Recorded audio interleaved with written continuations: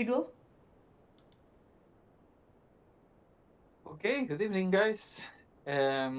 Welcome to Dragons of Stormwreck Isle.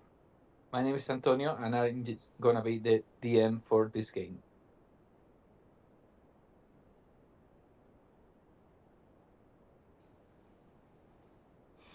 Uh, hello, I'm Nikki, and I play Athea, the Dark Elf Sorcerer.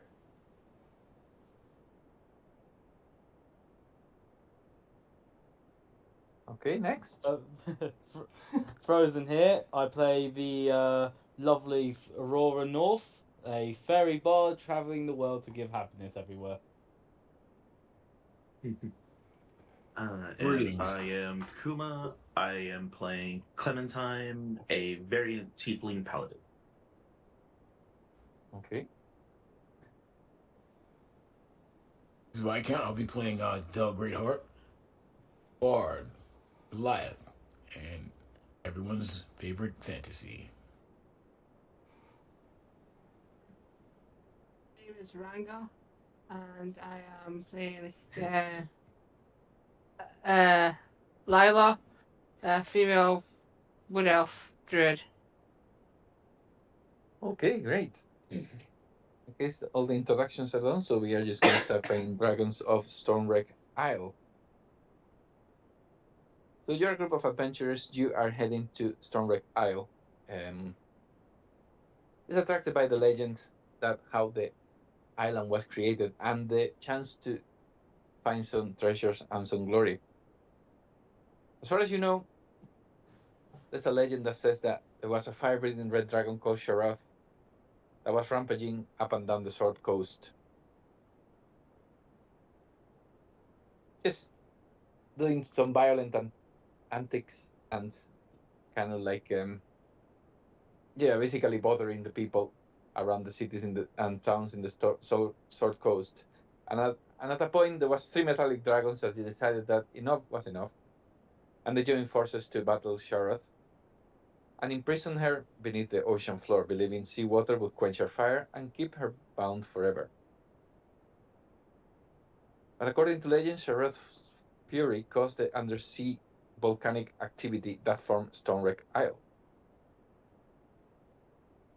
Most people believe that Sharath is long dead and entombed beneath the island, but chromatic dragons whisper that she still lives and will one day emerge from her prison.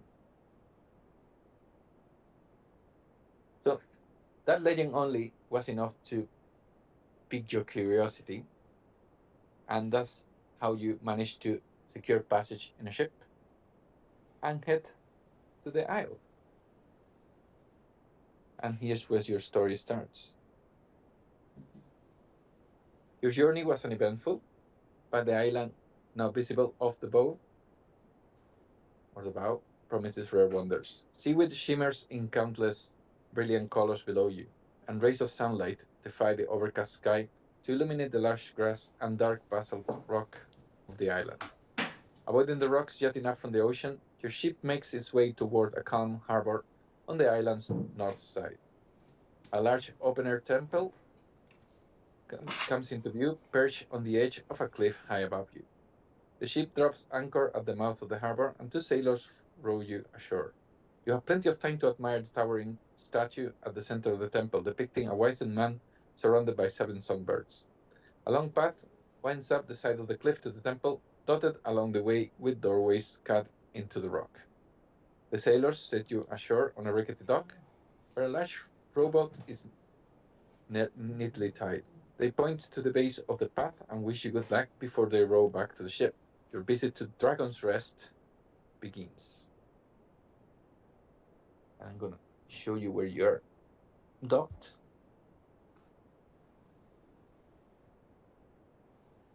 Can you see the map? Okay. Yep. Yeah. Yep. So that's you on the boat, just arriving there. They were kind enough to leave the boat there for you, and as you can see, there's a path heading north, and after a few yards, like it starts turning to the east towards what looks to be like a cloister of like rocks, and you can see some small buildings there that look to you look like dwellings, but it's hard to it's hard to see from there really. So what would you like to do? Okay, guys, I think everything's fine here. Let's go home. Try to start with humor, but Roy will just probably just start heading out. Okay. Clementine goes over to Athia and is just asking, do we have everything that we packed? I think we do.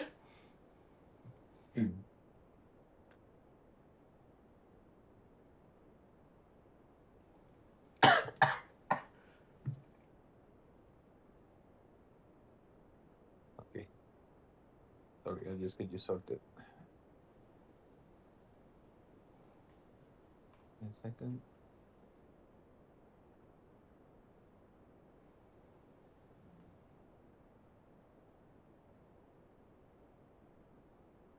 Try moving your token now, Del. Got There it. we go. Perfect. Okay, so as you come out of the boat, you see the path, and you see that the path starts like getting a bit steep, like going into a hill, that heads up to a small village called Dragon's Rest, which is, according to the intel that you gather before getting here, that's where most of people in the Isle stay.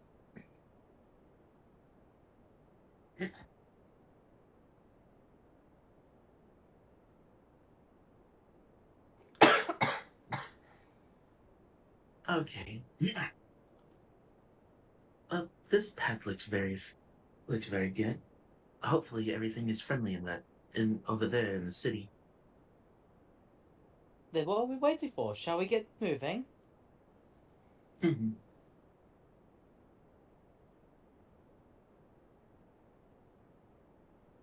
Oh yeah.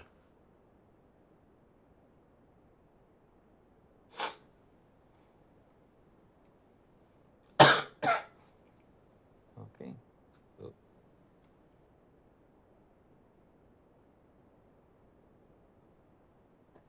okay. So you move and like yeah. You see how there's a more like sandy beach there, and quickly changes into one single path, and there's some grass around it, and just turning into raw vegetation as you head to the east. The path is easy to see though, and it's easy to follow, even when it's a steep climb to get to the coaster.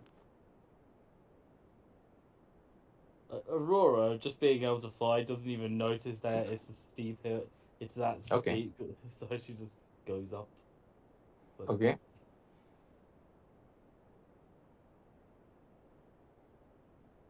Perfect. Okay. Anyone else doing anything? I'll crash up. Yeah, Clementine is just kind of carrying some of the luggage that her and Althea have. Okay. Cool.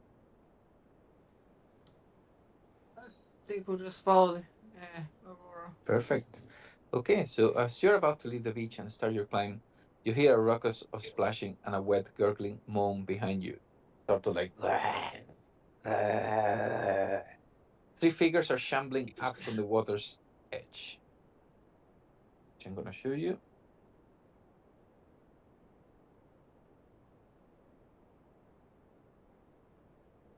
About 30 feet away. They're dressed as sailors, but their skin is gray and they look drowned.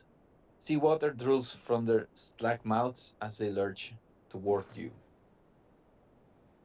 oh What would my, you, what what an would you event! guys?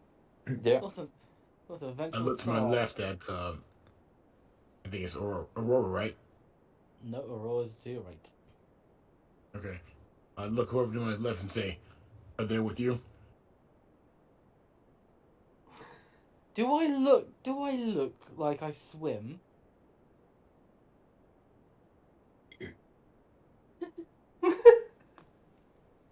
If they're more likely to be with you in your muscular form. Glad you noticed. Or rather, you prepared to defend yourselves because they don't look like they're friends.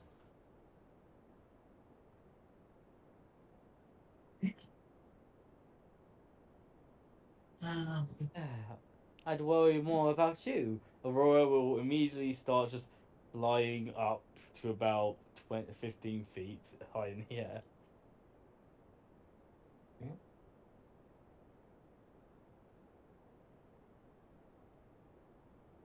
Okay, so guys, what's your intention as the Oh. creatures start moving towards you? Well, Aurora just waits. Like, she has no clue what's going on, but she keeps out of sight. Well, not out of sight, but out of reach. Yeah, that's let's fine. see. You can roll Clement, perception, Del, Right. if you want. I'm mainly trying to see if they look dangerous or they're coming towards us or threatening anyone else. Yeah. Oh, well, he that did was say they I were coming found my toward you. eyelids. okay. I mean, even with that check, you can tell definitely that they're coming towards you, and I mean the way they're moving and like the way they're groaning, doesn't look very pleasant when you see that they managed to walk a little bit forward. Okay. Friendly. The new guy a choice either run into civilization or stay here and fight. I'm down for either one of them. We can talk. That might be the Yeah, right you thing could. to do. Yeah, you could also make up your own mind. If they're hostile, we'll fight them. But if they're friendly, we'll make peace with them. They Friendly? seem hostile. I'm sorry, They but don't I've look never seen friendly. something that walks like that, looks like that, and draws like that. That's friendly. I have to agree on that. And as she says that, Clementine is just kind of like taking out of like their luggage her let's see, I have which one do I have on her? Yeah, she takes out her long sword and is just kind of like staying like right there on the edge and is just like, well, if they do start to come any closer, we do have a good. They lost the element of surprise, so we could probably end them pretty easily. So I we're gonna fight? Or are we gonna run? There's only two Well, if we options you're gonna give run, us. they are sure likely to follow. Should we just And I fight them? don't, I, I don't see anything else because I'd rather not this be brought to the city and harming anybody else. I guess we're fighting them. Bell just says, pulls out his dagger and says, "Good enough for me." And I would like to fling one right over here. This guy right here. Okay. In that case, guys, let's roll initiative. You're going to be fighting. Remember to click your token before you roll initiative, so the result appears in there. Yeah, perfect. And guess what I didn't do? Sorry, I'm gonna see That's if okay. this. but I did get a 14. Okay. I'm gonna Uh, roll for my guys as well. I should probably check if this shit works. Oh dear.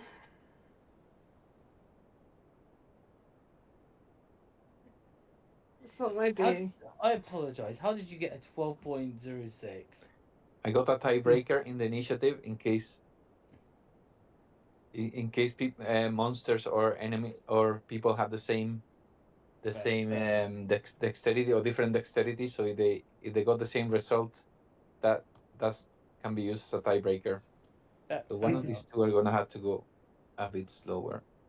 So I'm just gonna put 8.5 to one of them. There we go. Okay. Note that Still to roll? note that people on doing Beyond can't That's do the okay. whole thing. So you have to add 11 for So- Aurora, and I believe it's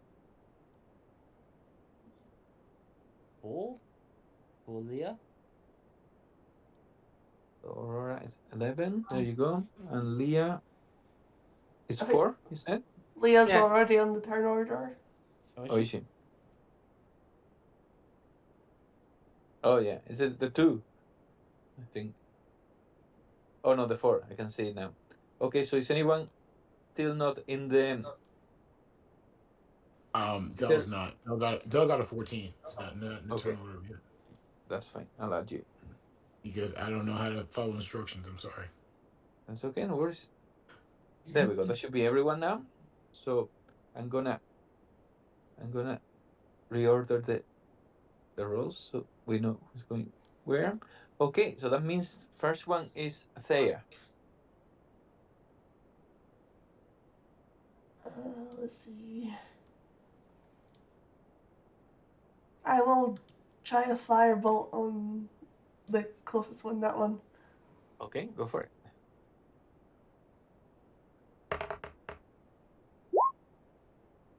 18 is a hit. Okay, so you make 5 points of fire damage. Make sure that I got this right. Yeah, 5 points. So you make a few like mystical gestures, and like you guys see how Athea's fingertips start kind of like burning, and like she puts her hands together, the the tips of her fingers together, and she sends a bolt of fire towards the creature. The creature kind of like gets like burnt, and you see like how like kind of like the skin at the top of the chest kind of start melting a little bit. You've done some damage there, but the creature seems to be moving. It moves slowly, but um, still at the same speed as when it came out from the sea. So you can tell that it's still got some fight left on it. Okay. Would you like to do anything else with your turn, Athea? Would you like to move or anything? I will stay where I am. Perfect.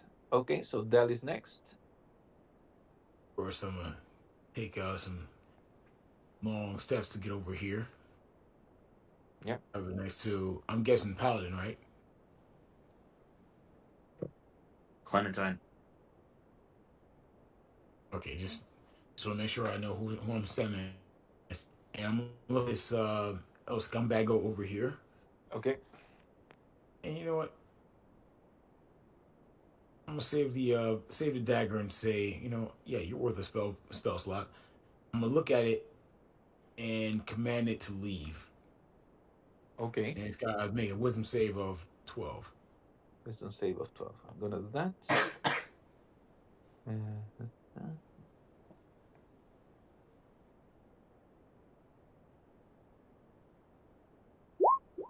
Okay, so it's a 9.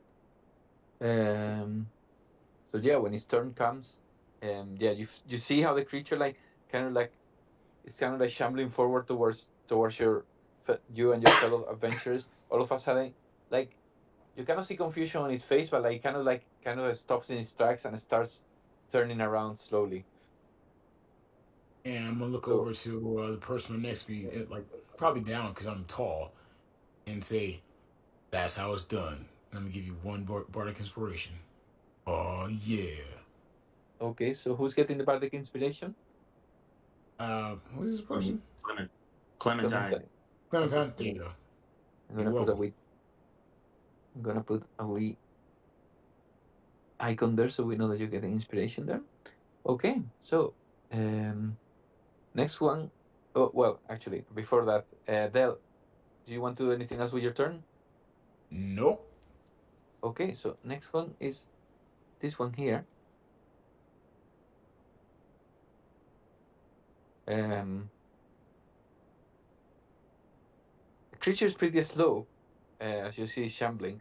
You got the feeling that it's moving slower than normal, and you get that the sea and the sand under the sea must be kind of like slowing it down more than usual because he only manages to move like a couple of steps here, and that's as far as he gets for the moment. So that's all he's going to do. So next one is Aurora.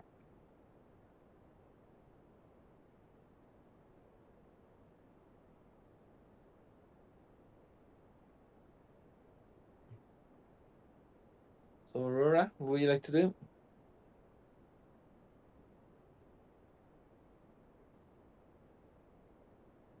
Can you guys hear me?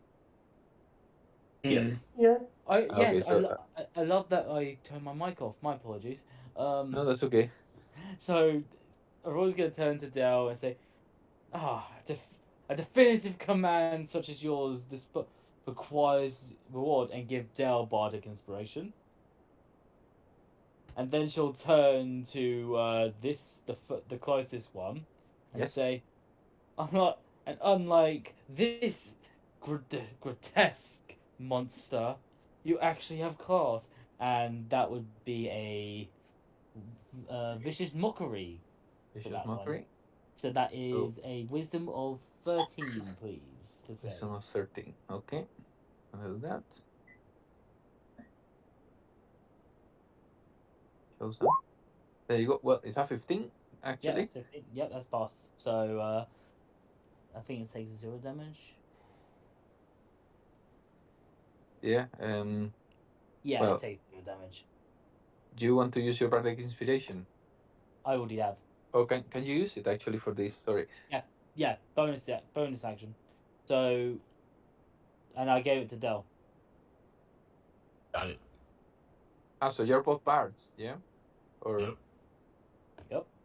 okay, that's fine. So there you go, Obviously, bardic well, inspiration as well. So he's gonna give it to you so you can see it. There you go. That's your bardic inspiration there. Okay, so next one is this one here. This one here again, it keeps moving towards you, but again, it looks like he's being slowed down by the water and just the sand under the sea. So he just manages to get here by 10. So it goes like it would be 20, but it's difficult terrain for them. So it's only he managed to make only 2 steps instead of 4. But he's gonna dash. Like this one seems more eager than the others to like reach you. So it dashes and he gets here. That's all he does. And this one is already suffering the effects of the command spell, so he's just gonna go like 20, and then he's gonna dash because he's leaving. So that's him. And next one is Leah, I believe. There we go. Yeah. Alright. I don't know what I'm gonna do, but I'll do something. Mm.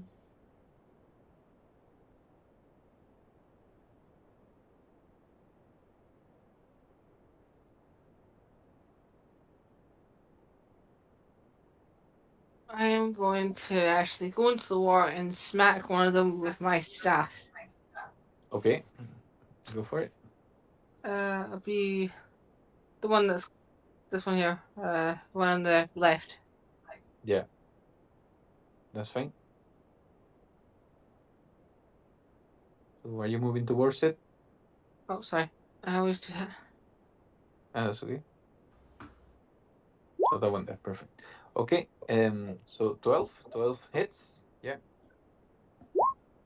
For damage. Oh, how's it 0?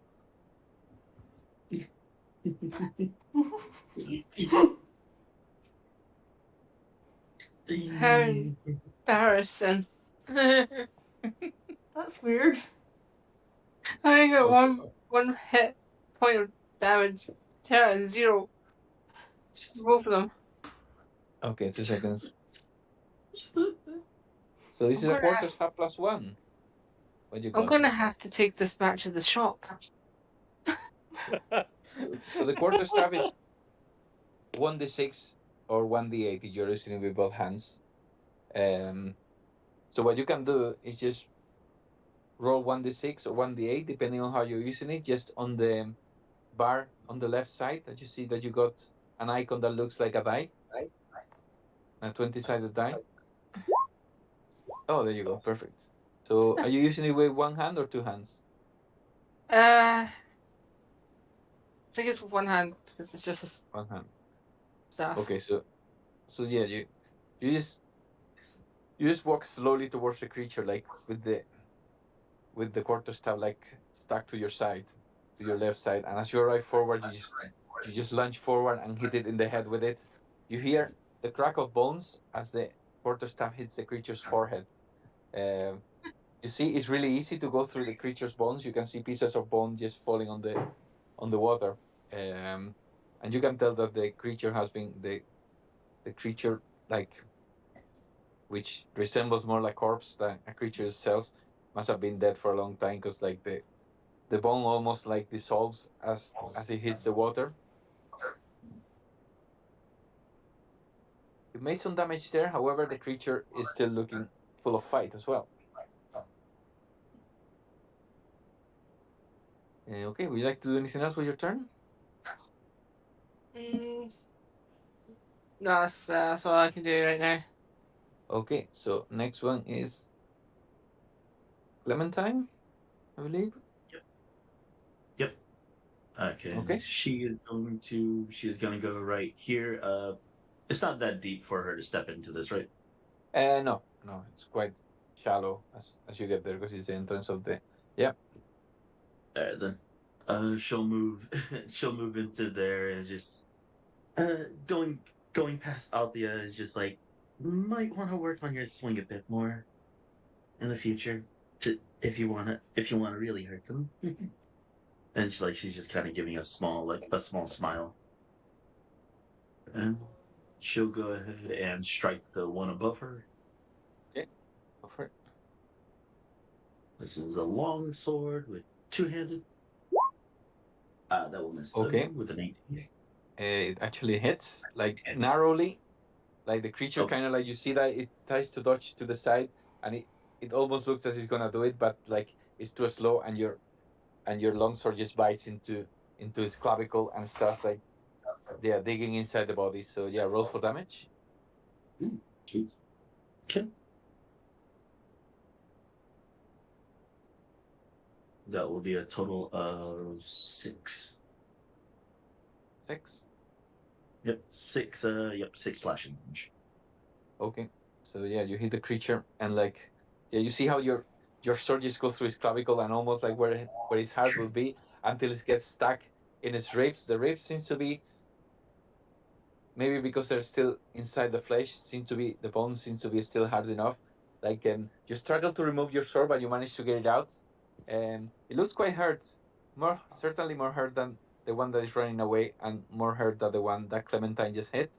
I still got some life left on him, or no life left on him, so to speak.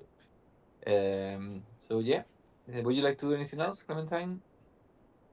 Nope. I believe. Nope. I don't have a free hand, so that will end my turn. Okay, so we start from the top again. So it's Athea turn.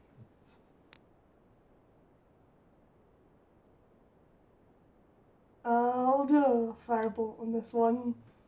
Okay, go for it.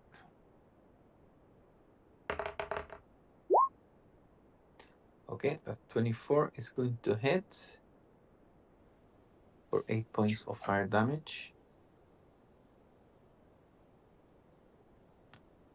Again, your fingertips catch fire and you release a bolt of fire against the creature. Like Clementine, you're in front of that one when it gets hit by the firebolt. The firebolt actually goes very, very close to your head and hits the creature squarely in the face. And you can see that the creature is still moving. The creature's eyes have melted, and like its face, it looks like a melted wax candle. But somehow the mouth manages to stay there, like with like sharp teeth, and the creature, even when it looks in bad shape now, is still coming.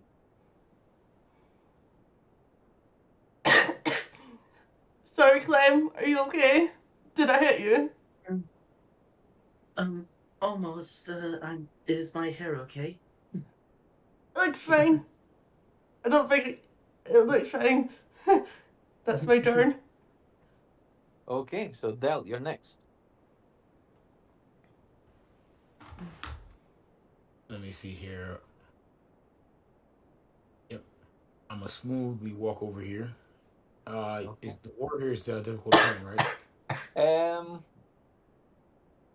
Not not yet. Like it would be more over here. Starting from here is difficult terrain. So Okay, good. So I can make it over here. Yep. And how do I meant to ask earlier? How do you rule flanking? I don't use it on this game. Okay, cool. In that case, I'm just gonna try and grapple this guy right here. Grapple him. Okay, so just make your athletics check, and we can Okay. test it against their strength.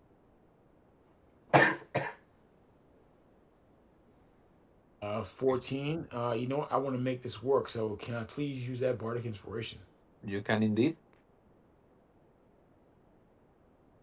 So that's a total of a dirty 20. Dirty Best 20. kind. So we remove your inspiration now that it's being used, and I'm gonna roll for him now and see what he does.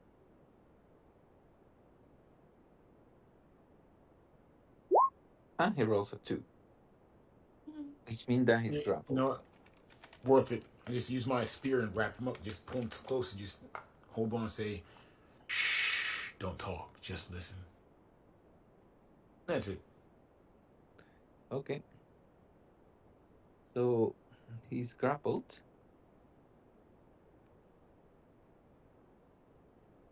Which means that his speed is 0 and he can benefit from any bonus to its speed. So I'm just gonna put a little icons here so we see that he's grappled.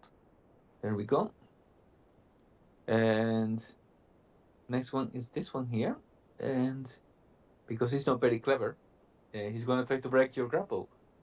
So he's gonna roll strength against your athletics. Okay. So I need to roll again?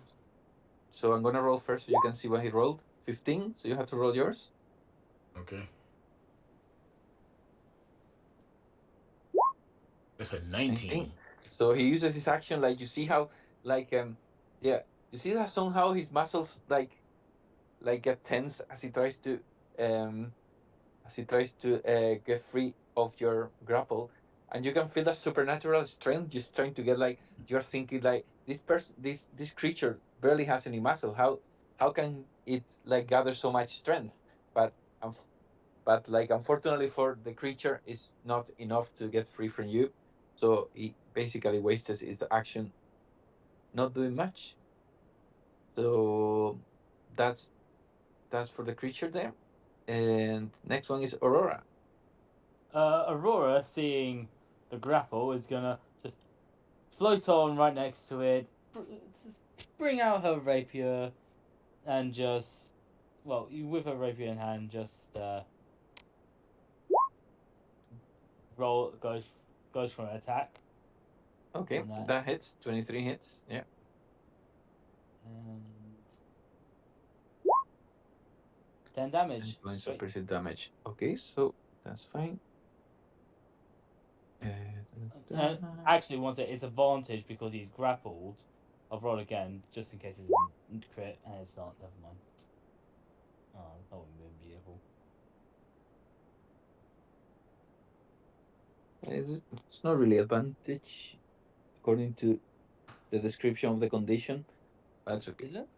Oh, well, never mind. Yeah, no, it just gets speed 0 and it cannot benefit from any bonus to its speed. Okay. See, there's times you don't argue with DDM. This is one. Oh no! I'm not arguing. I'm just saying okay. Like literally. No, I'm it's just okay. messing with you. It's good. It's good. I'm just messing with you. Okay.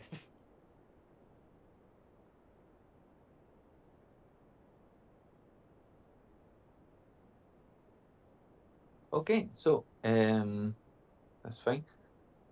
So you hit the creature with your rapier. Del, you see how the creature seems to go limp in your grip, and like Aurora, you see how the creature's eyes that were like just red coals start like dimming, and the creature starts slanting to the left as it falls. But all of a sudden, its eyes come up again and just stands and growls at you like a.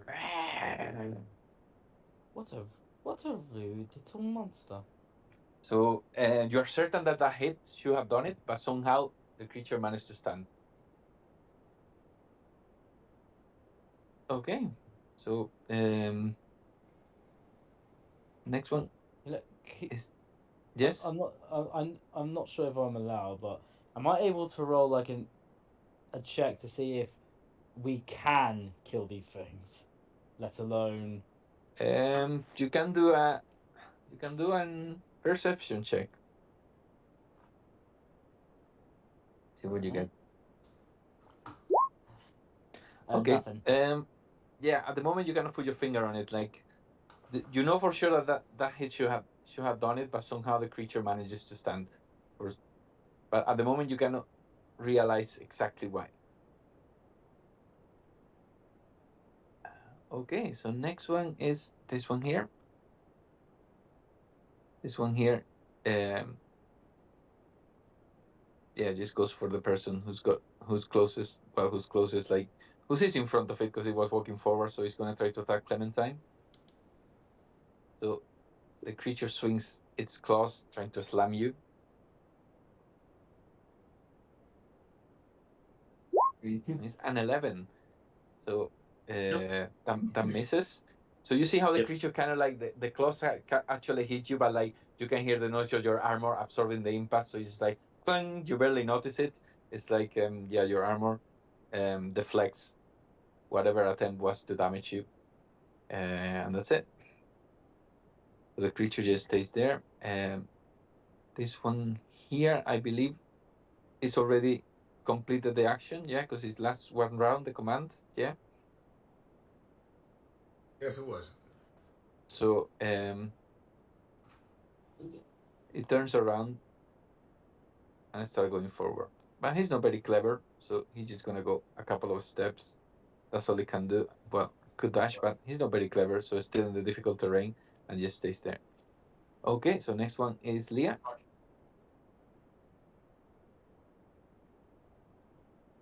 I'm not actually going to use any spells just yet. It's just season for a rainy day. So Okay, I'm going to that's use fine. I'll use my staff again. Okay, go for it.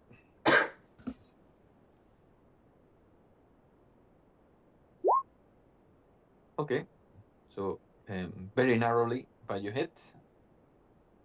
Go ahead. Oh my god. You want me to do 1d6 again? Yeah, please.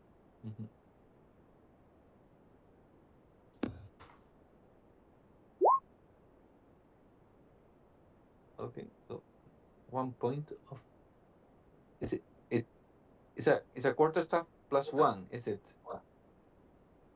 Or Yeah, plus just one, yeah. yeah, okay, so it's 2 in total. Okay, so yeah, you hit the creature like yeah, the first time you notice like the damage as you hit.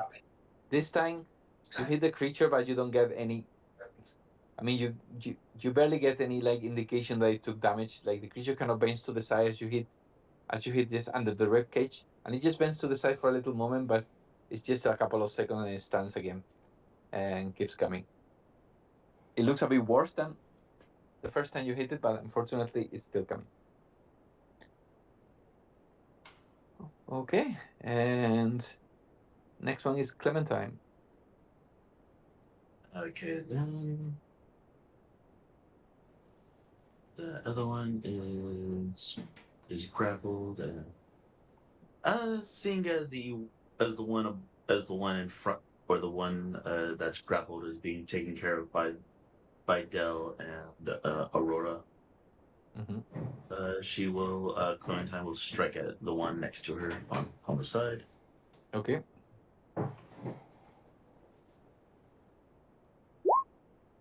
9. 9 again, very narrowly, but you managed to hit. Okay, I can just go and roll it up here. That'll be a total of 8 slashing. 8 slashing. Okay. So you hit the creature, and this time, like again, you bite over, like you lunge forward and just manage to put the sword like through it, the creature's solar plexus. And as you remove it, you see like kind of like black blood mixed with water just coming out from that hole that you opened there. And the creature starts moving a bit slower, and like you see how his posture has become even more slouched than it was already. Still coming, but you got the feeling that it's in his last legs. Mm-hmm.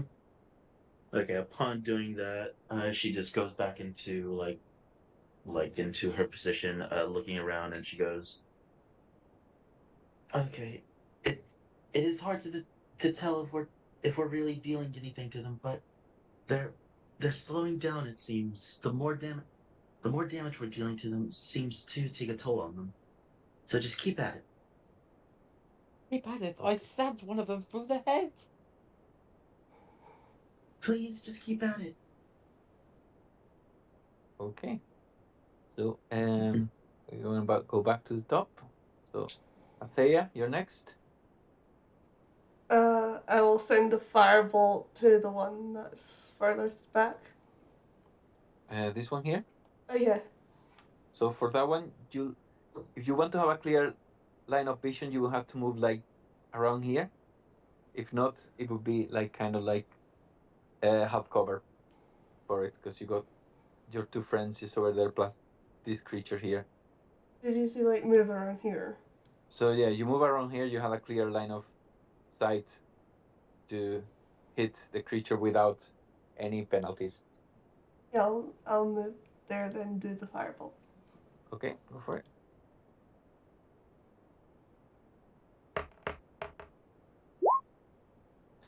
Okay, that's a 9. There's a string of narrowly hits, like hitting narrowly, but that 9 is gonna hit the creature. Unfortunately, it's just a point of damage. So you kind of like your fireball just kind of like flies just past the creature, but it manages to like burn its arm a little bit. You can see how there's a little plume of smoke coming from the right arm as it gets sizzled by your firebolt. However, the firebolt, instead of like hitting in a square, it just goes past just here, and it hits the other side of the beach. You've done some damage, unfortunately, not too much. Yeah, Would you I like to just do anything else? I just had a picture in my head of my firebird just being like, play. That's me. Okay, so Del, you're up.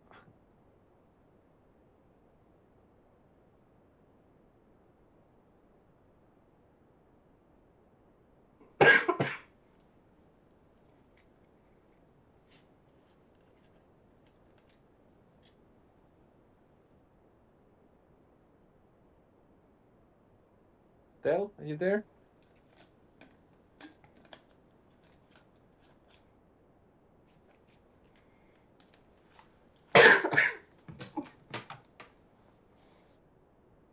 Del? I'm still here. Yeah. That's okay. It's your turn. What would you like to do? Okay. Man, they didn't update on me, huh? Oh well. Well, so I still got this guy. Yeah, since I've still got this guy grappled. Well, Yeah. how bad is he looking? It's looking like I think it was Aurora who like giving like what what looked like a death blow. So by the creature somehow manages to like stand its ground and stand up again when it was about to fall. So it's not looking great. But you still kind of wrap your head around like what happened just now, that the creature was about to fall and all of a sudden managed to stand. So Man. yeah, to your eyes it's looking like it's nearly done for. Well, it's in my grip. Why not crush it? Especially since I do have a powerful build. So how does the powerful build work? Powerful build works like this. Hold on, let me see this because I racial traits. Here we go. Okay. Can is one size larger when determining your carrying capacity and your weight can push, drag, or lift. So yeah, I'm even at level 1. I'm strong. So why not crush this thing? Okay, so that's fine. I'll let you do damage for an arm strike, but like as if it was a monk. So you get to do 1d4 damage. Okay. But automatically, like you don't need to roll for that. For like attack. You do it automatically. Okay, so it'd be like an unarmed strike, like a natural 3. 3. Okay, Yeah, because my unarmed strike would be at 3 points of damage. that's fine. So okay. How bad is the thing looking? So again, it's looking like it's gonna fall, but like somehow, yeah. You see his eyes, like the creature's eyes that look like um burning coals.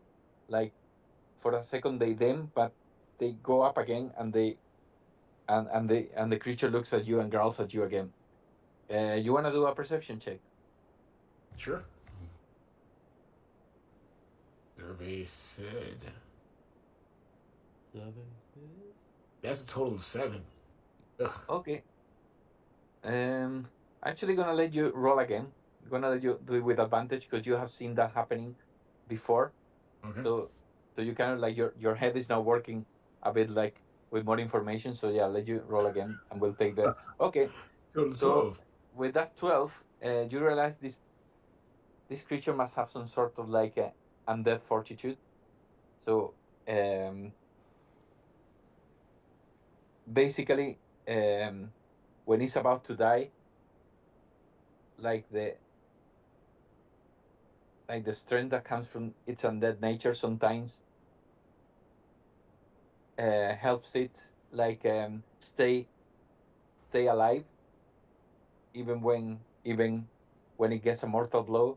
So you got the impression that you're gonna have to like hit it a bit harder than that to try to outweigh the power of that fortitude. So the Okay. harder you hit it, the less chance it's gonna have to come back. In that case, I'll keep holding this thing, and I'll actually Okay. relay that to everyone else. Like Yeah, hit these things like you mean it. that's fine. So next one is the creature. And the creature is gonna try to break your grip again. So it's gonna Okay. be again strength against your athletics. So it rolls a 19 this time. Well, I guess it got free. Okay, so the creature like growls, and like this time like the strength of its like he's pulling from his arm trying to get free, and he manages this time to get free of your grip. However, that's all it can do, because like it takes an action to try to break the grip, which means next one is Aurora. And Aurora, hearing it hit them like a minute, is going to Okay, attempt to do just that with a rapier. Oh, that's the that 11. hits. Yeah. Oh, don't know how. And that's 5 damage. So, and she's going to Okay. try and cut its head off. Okay. Okay. So yeah. So you lunge forward and just like yeah, put the blade of your rapier just to the creature's like yeah, the roof of its tongue, and you see how the tip of the rapier just goes just past the creature's occipital area of the head, and it gargles for a second, and you can see a bit of black blood just coming from it down its chin, and the creature, like its eyes, just go dim again, goes down on the floor, and this time it seems to be that it's not getting up. Yeah. And then Aurora's going to turn to. What's your character's name? Etheria? This one? I say, That's Leo. Oh, that's Leo. My apologies. And it's going to say, darling, you need to hit him like that. You have more than enough power to do so. And give you bardic inspiration. okay, we'll put a bardic inspiration on Leah. Mhm. There we go. You got inspiration there. Perfect. And next one is this guy here in front of Clementine. Is gonna try to attack again. It's trying to slam at you with a 14 that fails again. So this time the creature is a bit closer, but like yeah, this time instead of hitting your armor and like its claws bouncing, you kind of like get out of the way. Like you feel the claws like just whistling as they try to hit you, just past your ear. But yeah, you manage to get out of the way. Okay, so next one is the other creature. Sorry, guys, 2 seconds. That's it. Okay. So the other creature is still far away. So this time it's gonna be a bit more clever. It's gonna go 5, 10, and it's gonna dash. And it gets here, but that's all it can do. So Leah, you're up. Is anyone injured by any chance? I don't think anyone's taken damage yet. Nope. Just making sure. Ego. It's okay. I'm gonna use fairy fire. Okay. Burn That's fine. with me. So Nice. Does it work? so 60. So it can affect the two of them. Yeah. Okay. Yeah. So I'm gonna start with this one, the one at the top, and then the one at the bottom. So dexterity save, and it has to be a 12. Wait, That's fine. correct me if I'm wrong. Doesn't Furious Fire just make them glow? Yeah, and it gives you advantage if they glow Oh, fantasy. because you can see them more clearly. Okay. Okay, so dexterity save for the first one, the one at the top, misses, and the one at the bottom, oh, it makes it. So this one is outlined by bright lights, which means that it's easier to hit now because of the lights. So yeah, would you like to do anything else with your turn, Leah? I'm gonna move back and do a bonus action. Okay, so are you a rogue? I'm a druid. Okay, you don't need a bonus action to move back. However, you move back, you'll take an attack of opportunity from the creature. So I can't use Mask of the Wild then. I can hide. Even if it's like, if no, there's. No, I What can't hide actually. What does Mask of the Wild do? I've never used it before. You can attempt to hide even when you are only lightly obscured, so. I'll wait until it rains.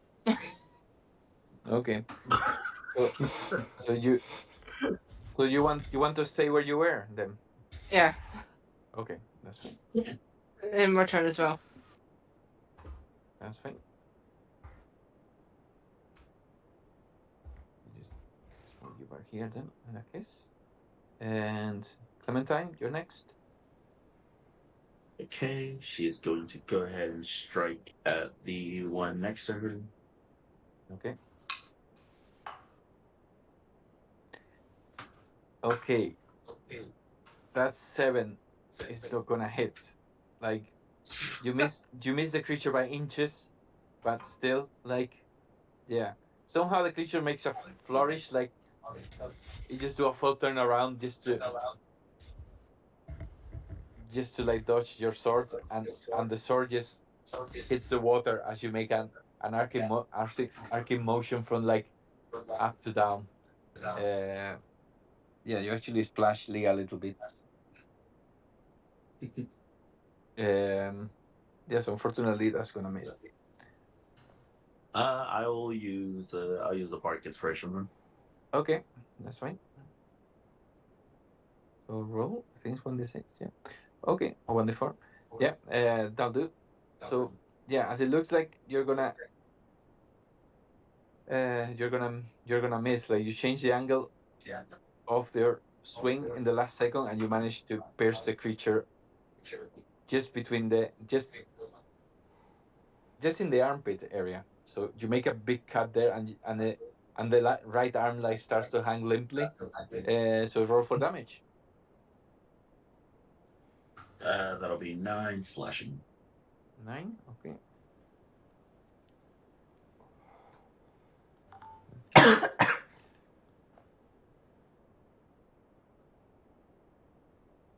Okay.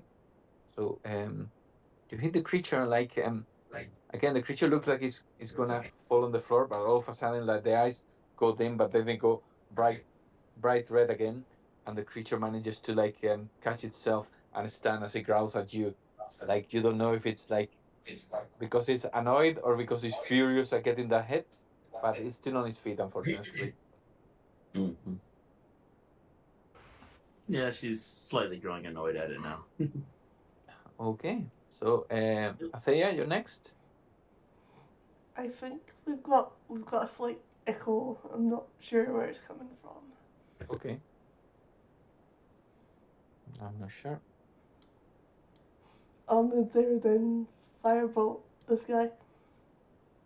Um, this one. Yeah. Okay, perfect. Go for it.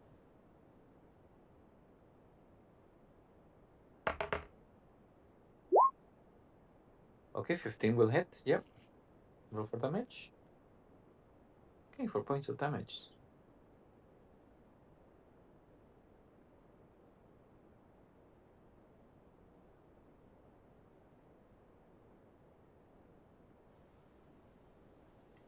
Okay, this goes.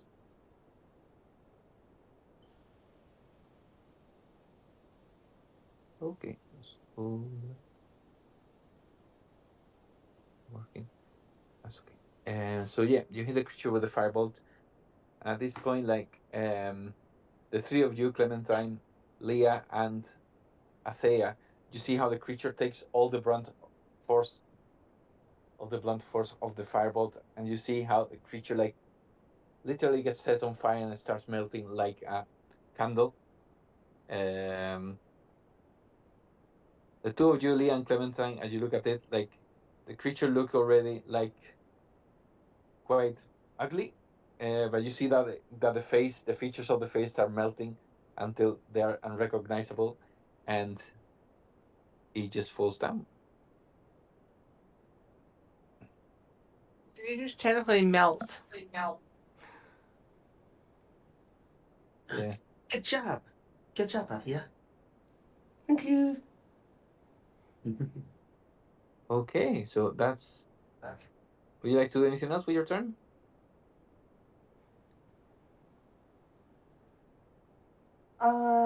That's me. Okay, so Del, you're up. I just look at this guy and say, you know what? I'm not gonna say anything. I'm just gonna whip out that big old spear and just two hand drive it right into his chest. And it is Okay. under effect of fairy fire, so this will become an advantage, right? Yes, it goes with advantage. Yep. Okay, so first roll. That's a 23 to hit. See if I Well, can crit. you want to roll the Yeah, second 23. one? Okay. Yeah, that's All right. so Sorry, I 23. got a crit fish. Is that a crit? All Oh right, no, it's not so a crit. here. It's a 19. But it hits. So 23 hits anyway. So All roll for right. damage. Using two hands. Yep. So that's Okay, gonna so be make 8 points of damage. I try to 8 points of finish the damage. work. Yep.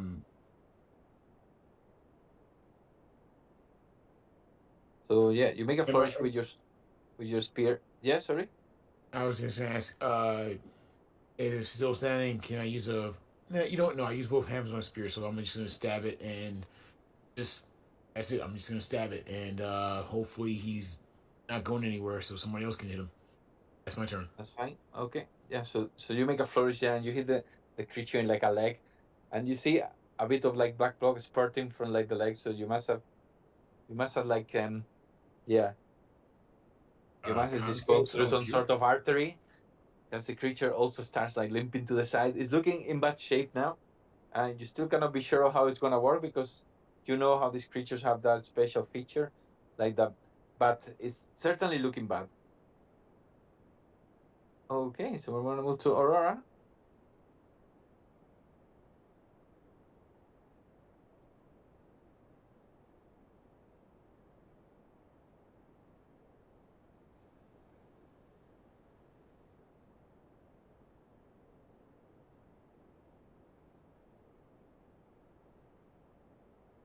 Aurora, you there?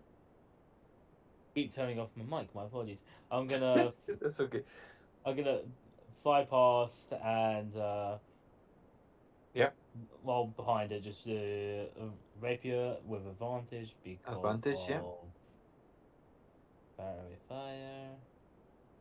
21 dead. Okay, so yeah, the 21 hits, the And 13 will hit as well, but yeah. So roll for damage. only 6 So damage. 6 damage. Okay. So you hit the creature like you just hit it between the shoulder blades, and actually, like Dell, you can see the tip of the rapier just sticking out, like where the sternum would be. Like, but there's some like small pieces of bone just coming out as the rapier goes to the bone, and you remove Aurora. You remove the rapier, and the creature like kind of like goes a little bit like a little bit more like um bent forward as like you see how the legs kind of like struggle to keeping on his feet, still up but looking in really bad shape now, really bad shape.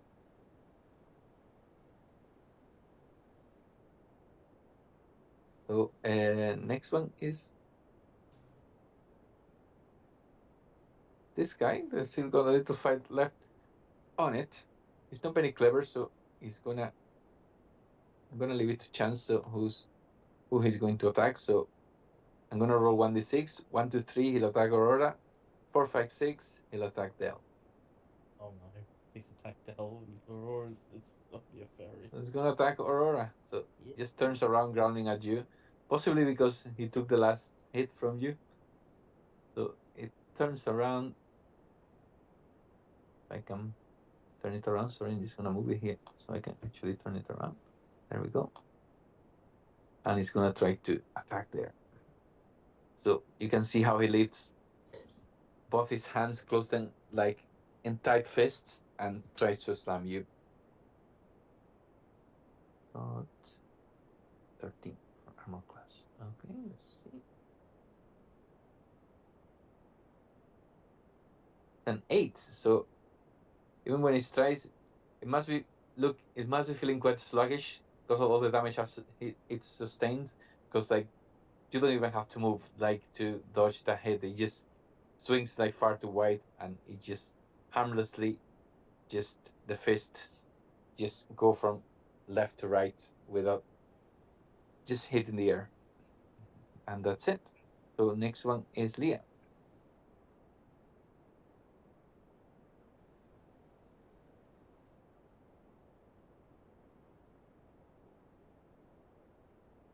It's time for druid stuff. Oh, sorry. Distracted there. I'm gonna move closer to the monster. Okay. So about here. And I'm gonna smack it again. I'm smacking up. Smack it. Okay, so it's with advantage, so roll twice and we'll take the highest.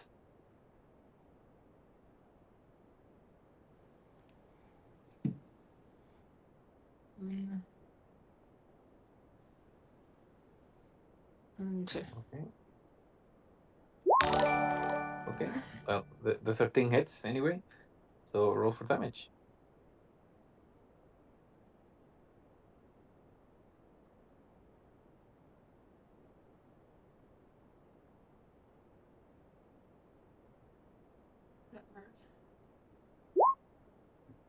Okay, so it's 4 in total with that plus 1. Okay.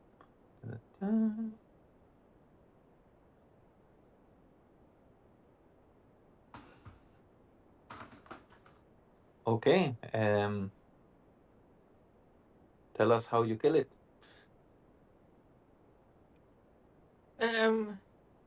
Put his head with the spear, the staff thing. Okay, so you hit it in the head, and you guys, the three of you, Del, Leah, and Aurora, you can see how the creature's skull like splits in two, and the creature just falls on the floor and splashes the water a little bit as it hits it, and that's it gone.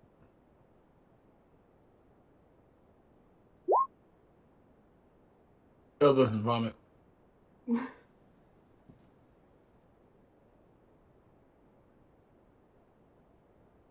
Okay, so yeah, the bodies of the three creatures just lie on the water.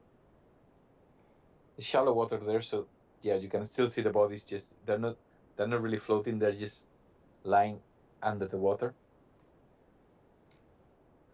If everyone else doesn't mind, I'd like to actually take these two and drag them to the shore. Okay, that's fine. Yeah. Aurora gives him a hand. Okay, that's fine. Yeah, Absolutely. thank you for giving me that hand. I almost left it over there. I take the hand and put it with one of the bodies, whichever one it belongs to. That's fine. So you would think they would be heavy because they got limp after they got killed, but like they seem to be so emaciated that it's easy to actually drag them towards the beach.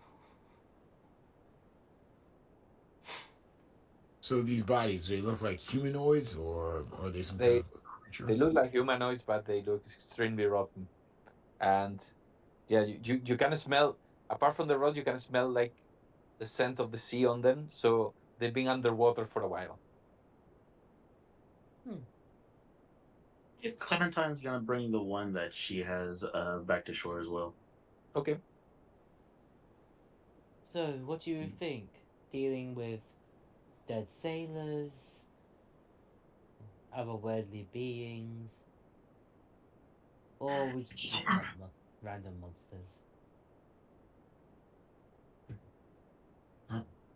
If They anyone said wants, you can do either a nature check or you can do a history check. I could do It's up the. to I you. think I could do history. I'll go high history. Okay. I'll do Okay. nature because fuck it. Yeah, that's fine. Oh, 4. Seriously. 7. 7. No. Man, Okay. look at that. Okay, guys. So yeah, even Leah manages to achieve um what she was trying to achieve. Basically, to kind of like reckon for either from what you've studied in like um nature treatise or in history books, uh, or even just books about different subject matters. Um, you have no doubt that these creatures are zombies.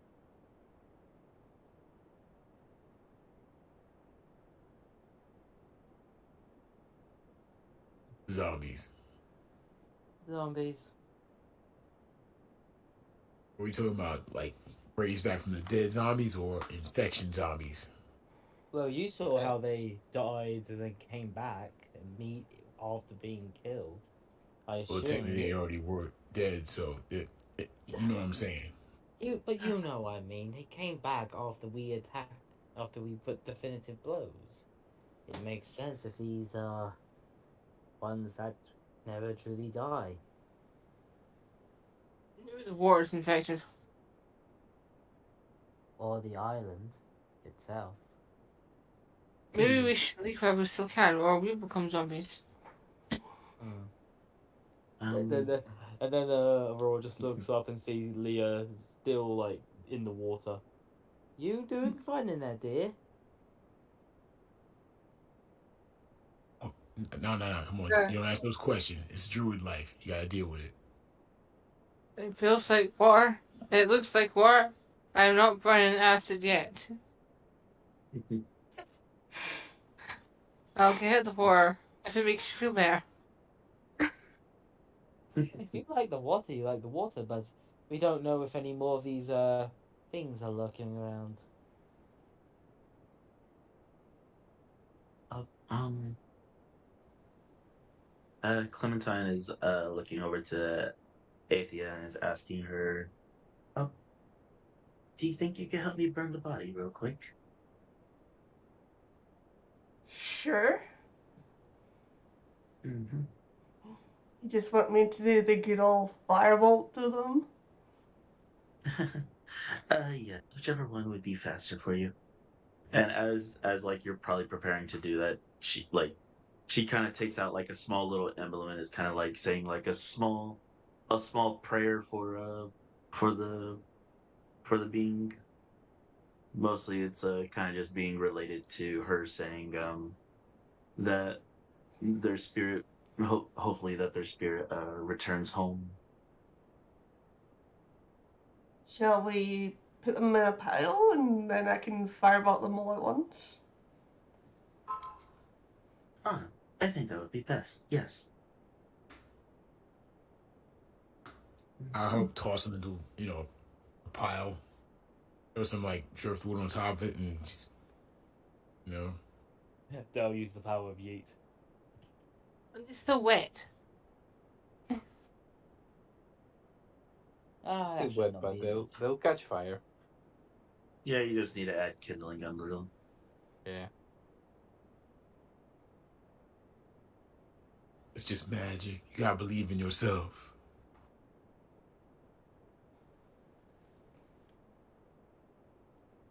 But yeah, Clementine would probably spend time doing that a bit just to give them kind of like a final like burial sort of thing. Okay.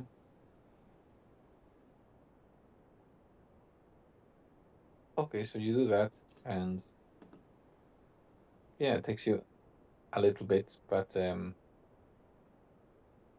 yeah, you manage to put them away with no problem. It takes a while, but the sand is not very, because like the sand is quite like, depending on when the tide is up or down, like it's kind of like soft enough that you can dig easily on it. Gonna put them. Just gonna gather them all together. There we go.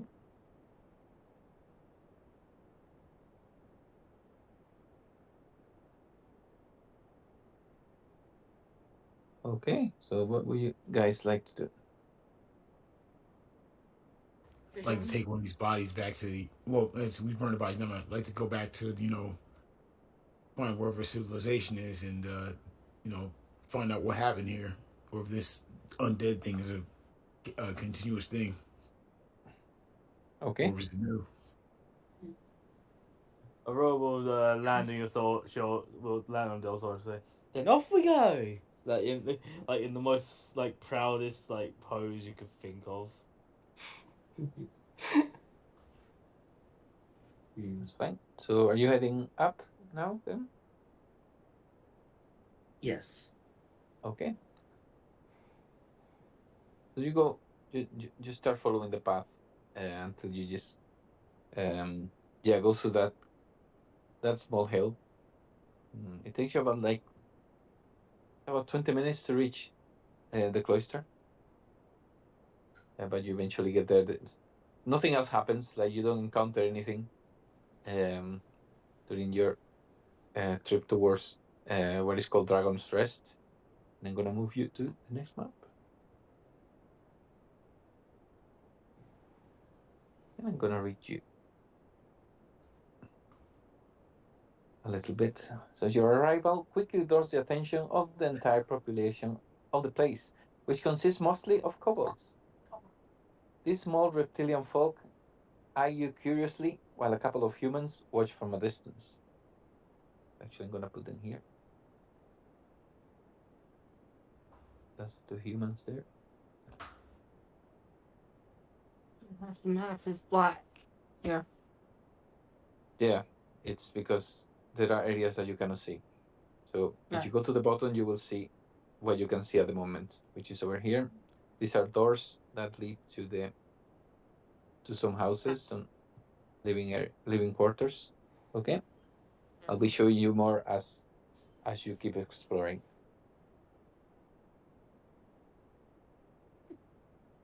All the Jesus cloister's Christ. residents are dressed in simple clothes, and no one carries a visible weapon. At least none of these. You can see one of them is carrying a pickaxe, and one is carrying a book. You can see this guy; he's just carrying a book. So yeah, mostly, yeah, they're unarmed, but they got like tools that they could use as weapons. Um, One of the kobolds pipes up with, "What's your name?" Well, at that, all the kobolds begin barraging you with questions. You can see that they start coming towards you, like these three of them start coming over here, and they start, where are you from? What's that? Why are you here? And more that are lost to the den, in the den.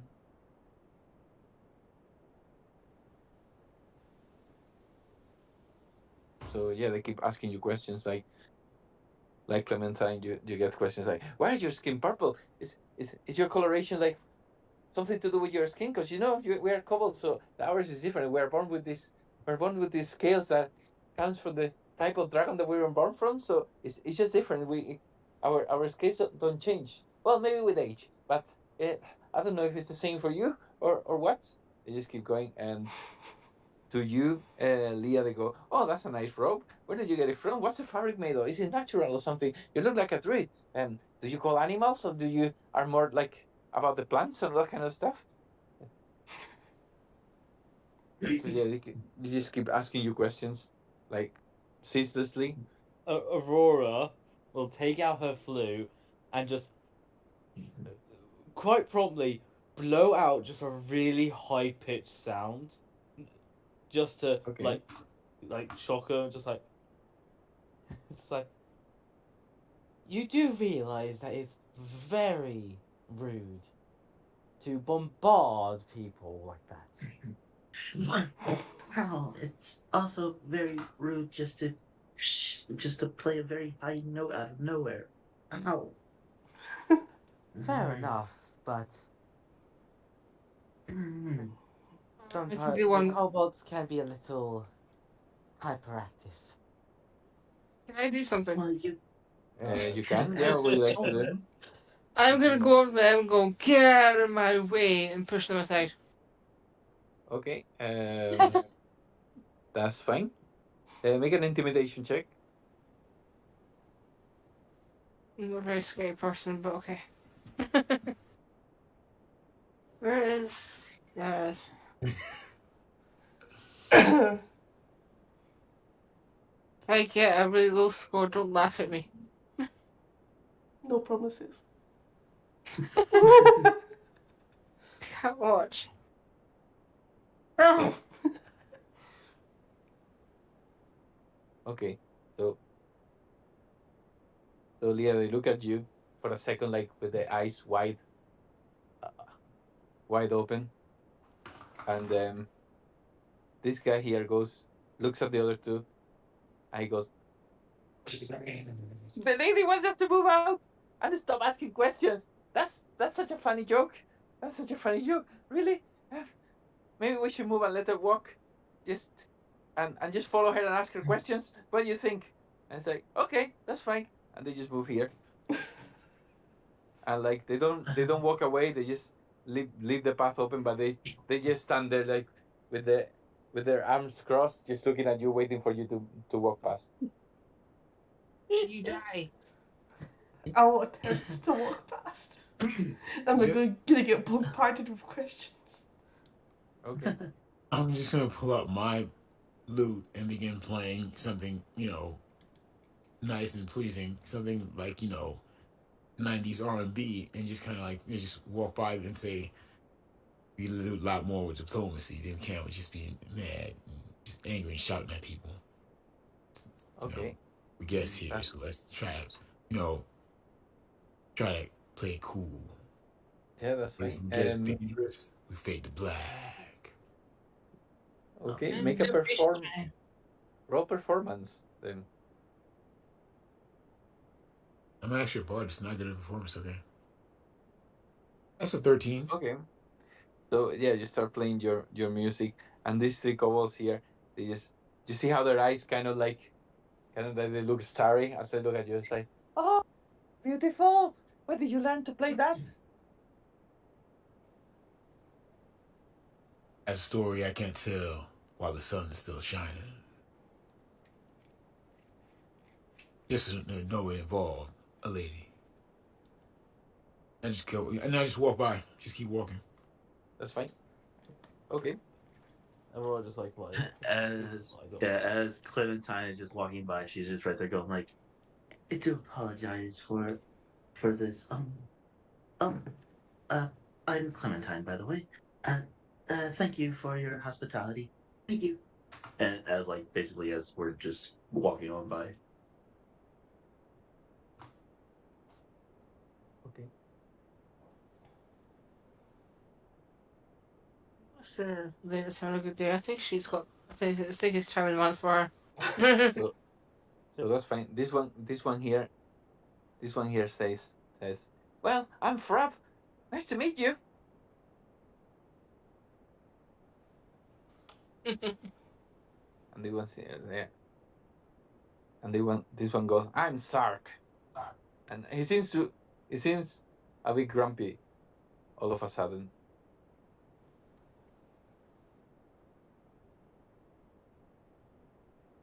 You seem a bit grumpy. Are you okay?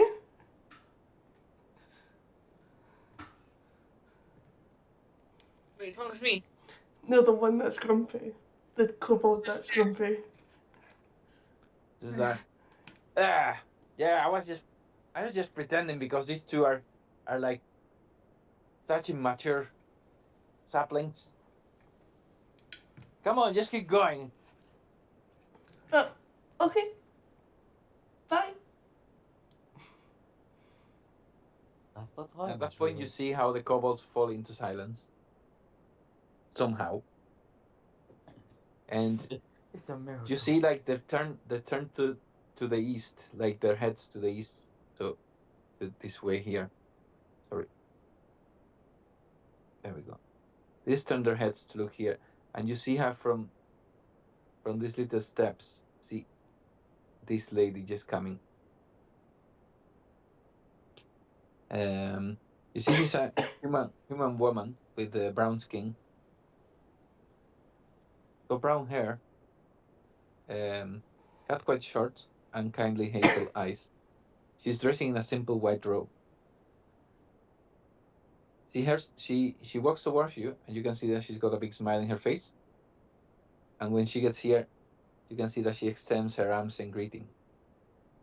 Goes, "Welcome to Dragon's Rest. May Bahamut's guidance lead you to whatever you seek. I am Elder Runara, and I'm the, let's say, the priestess in charge of this lovely place, Dragon's Rest. You're new here, aren't you?" Yes, we only just arrived by a boat. "Oh, by boat. I presume you came on a ship. It's a long way since from the Sword Coast to come by boat." Yeah, This is. yes, it is. They survived from dolphins. "Oh well, fear not, because you're between friends here. I know my fellow kobolds here can be a bit boisterous, but they mean well. They just don't see strangers coming here very often. Um, did you have a good trip to get here?" Oh, The lovely. journey here was grand, but Yeah. but the but the docking though, we did come across a bit of trouble. Some rude individuals that smelled like corpses. I think they were corpses. My point, Corpses, exactly. and they were moving.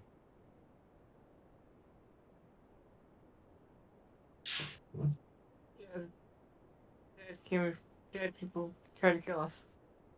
Dead people. You see that like she presses her lower lip with like her thumb and her index finger, like yeah, she looks like deep in thought for a second. It's like, hmm, those shipwrecks are still being a problem. I see. Um, well, it might be good to look into them, um, if you have the chance. But let's not worry about that now. Is anyone of you hurt? Do you need healing of any sort?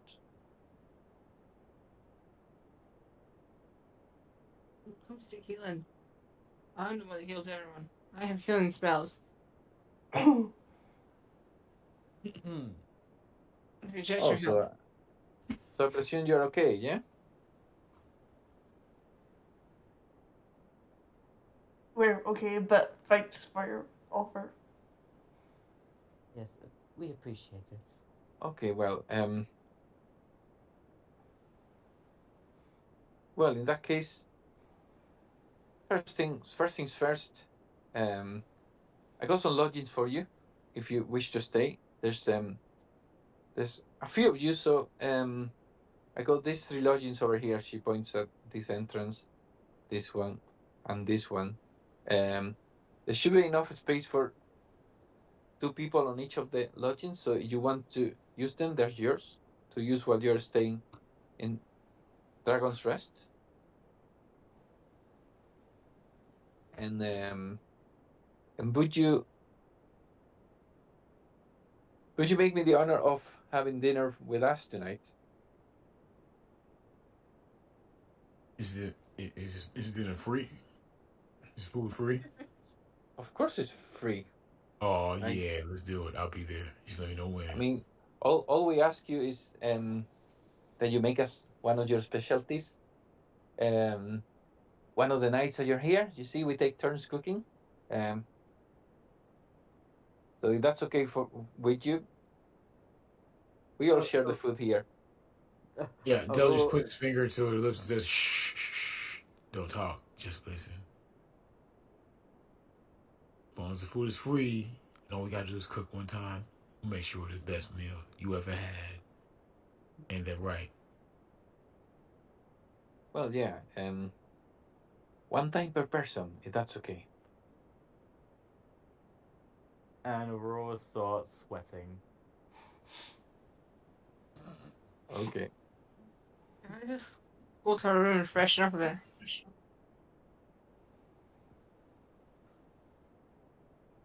I'll just Okay. leave So this let to most of the room. so let me introduce you to everyone here, um, if I may. Um, I think you met some of the guys already. Uh, this is Sark over here. He's a bit of a grump, but he's he's got a good heart. Um, yeah, this naughty guy here is Frob. Um, he thinks he's naturally lucky. I think if you ask me, it's a bit of a fluke that he's got, but who knows? And this here is Laylee. She's a bit of the erudite type. As you can see, she's carrying a book with her everywhere. And let me call the That rest makes of, fun level. of the guys. She goes here and starts calling some names, and you see that from these 3 houses, there's 3 more kobolds coming out.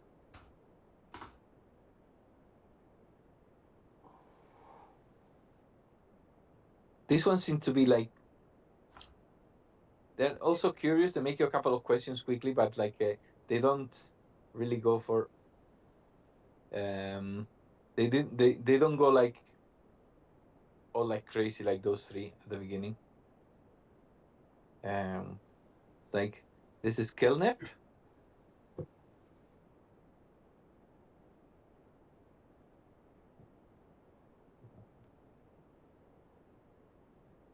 That's Aga over here. She's in charge of like the defense of the place when things happen, and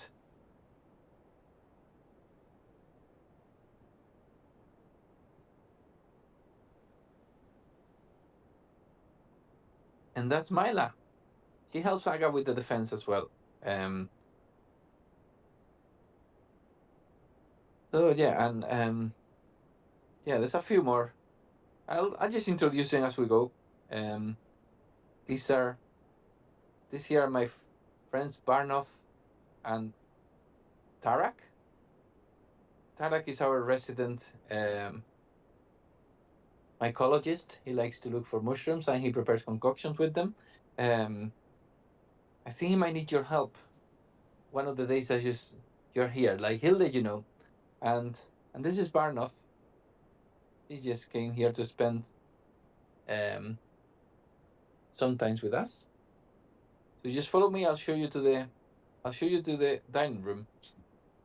And she He just goes past here. So you guys, you want to do anything?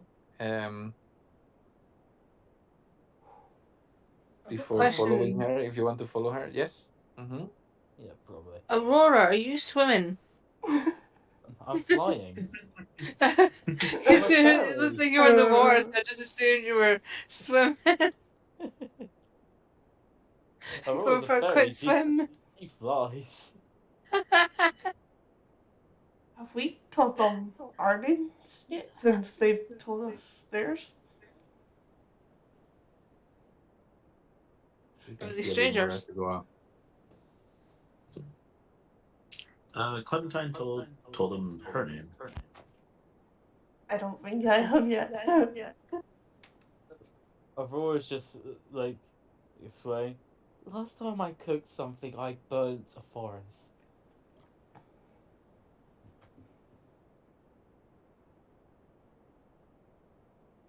How am I? What am I gonna do? Make a salad. You can't burn salad, can you? Yeah. You'd be surprised.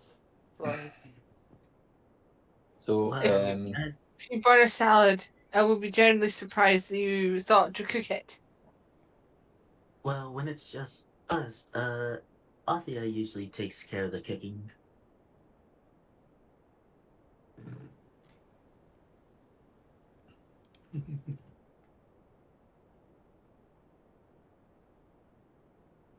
We'll keep Aurora away from the oven.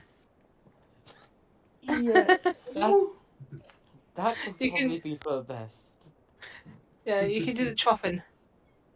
Just chop stuff. That's all you can do. Cut things up. Don't go near the oven. Because I'm not getting thrown. I don't think anyone's going to be thrown in jail for your mistake. So no oven for you. I can give a hand if needed.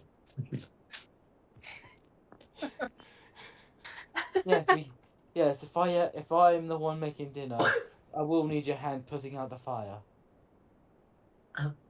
That too, yes. We're all gonna die. okay, so as you go forward, like you, Runara, ask you, and tell me what became of those dead creatures that attack you? Oh, well, What, I what gave became them of their them? final rites. We gave them a small burial and lit them ablaze. So you mean you managed to kill them? Oh, yes. After some difficulty. Ah, They're oh well, that's efficient. great. I have to say that's a great service that you've done for our small community. If you had let them go, they might have come here and just wreak havoc. So thank you very much for that. Okay, That's well, walk. follow me. I'll take you to the dining room, and we can have some refreshments. So she eventually takes you into this area over here, just over here. And as you walk there, you can see a little more of the island. So you can see now there's a path just going to the west that seems to lead to the temple that you saw from the ship.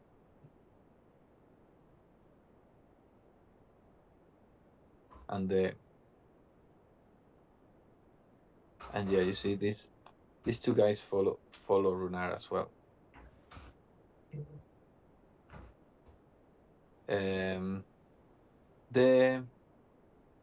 The guy here just yeah, he seems to be trying to catch up with you, and he goes, oh well, is there I am Tarak. Is there I just wanted to ask you, is there anything particular you like to eat? I don't have much stuff, but I can try to accommodate. It's my turn to cook today. Egg salad. Excellent. Yeah, we can We can manage that. Anything as long as it's not veal. Can't stand veal. Okay. Um, How anything about with rice mutton? is You fine. like mutton? Oh yeah, nothing like that sheep meat. No meats for me. I'm vegetarian. Yeah. Okay. We'll They'll figure just out something it takes for everyone. several steps away from you. We'll figure something out for everyone. Don't worry. Any allergies I need to know about? Lactose intolerant. Poison. Intolerant. Okay. Yeah. We'll figure something out. Don't worry. I'm Tarak, by the way. Um. Yeah. You. When he shakes your when he shakes your hand, like you can smell like you can you can see that from him it comes like the smell of compost, and you can also see that he's like the tips of his hands are like kind of like um as if they were like dyed with green. It seems to be some sort of like it tells you that it seems to be some sort of gardener. Wait, he's a gardener handling food. Oh, madam, I need to wash my hands first. I've just been working with the plants around here. You know, I'm the botanist, and I prepare concoctions with mushrooms. Though it's been a problem lately because I've not been able to go to the caves under the island. Um, those myconids has ceased trade somehow. So I've just been busier with the plants here than I usually with the with my concoctions. You know, using the mushrooms that they give me. So I'll apologize if my green hands are not of your satisfaction, but I'll wash my hands. I'll make sure I cook a nice food for you, and I'll be following health and safety regulations to cook the food. If that's okay with you, madam. Where's some gloves? I don't know.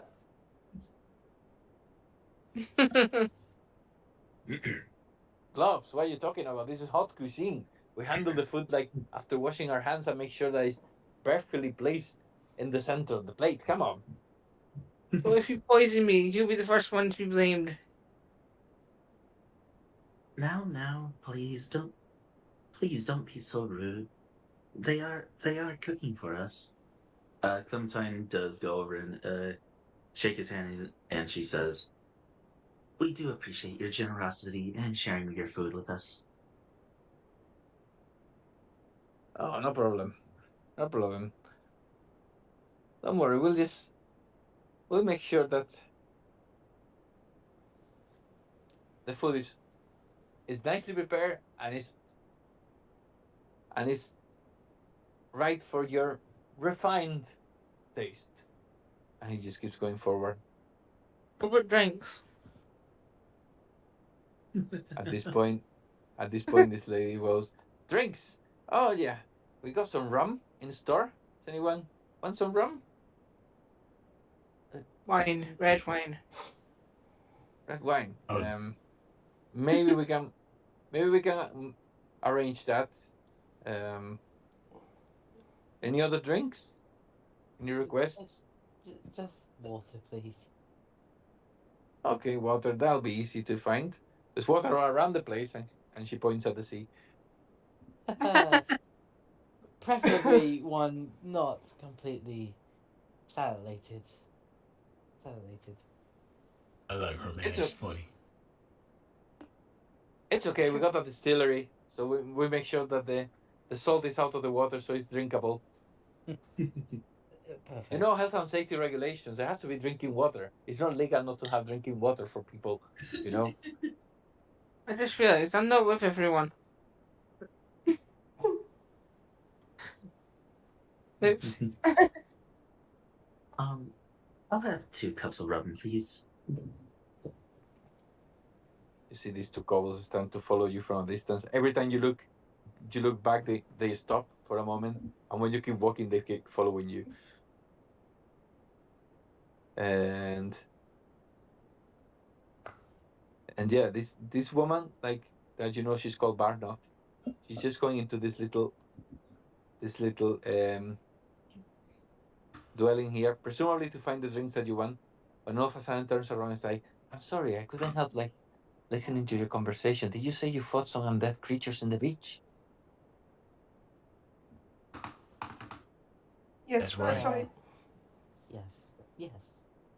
Because that might make sense. Because um, how close was your ship to the coast when they dropped you on the We boat? we were already docked. We're already docked. Okay. Because recently I witnessed a ship coming to the island. Somehow, with no explanation, it changed course and crashed into the rocks to the north. So I wonder if I'm convinced there's something suspicious happening in one of those shipwrecks. Hmm. If we No, have it a is. time, we may be able to have a, just a look, see if there's any suspicious activity going on.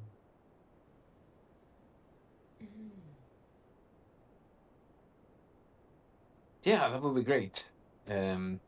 I can give you more information later if you want. Of course. So, guys, can I have you make a history check? Okay. Oh, Okay. nice. Mm, That worked. mm. I kind of want to insight these people too, because very accommodating, very nice, but really relaxed for having undead on the island. It's probably just a day-to-day thing for them. They're used to it. Okay, so Athea and Clementine, there's something at the back of your head saying Barnard. Why is that name so familiar? Why is that name so familiar? But you cannot put your finger on it. Aurora, Del, and Leah, you recognize the name. Um, in history books and also mouth to mouth stories. Um, you remember the story of someone, a certain General Barnold Wender, that she used to be the boss of or the main general of a band called the Azure Wolves, which was a mighty force in the east about a decade ago. So so yeah, you're like, could it be this? Could this person be who I think she is? You wonder because you heard of that about that story.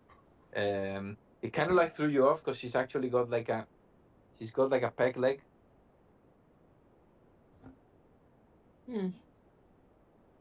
but yeah, Like you're just like this could be that person.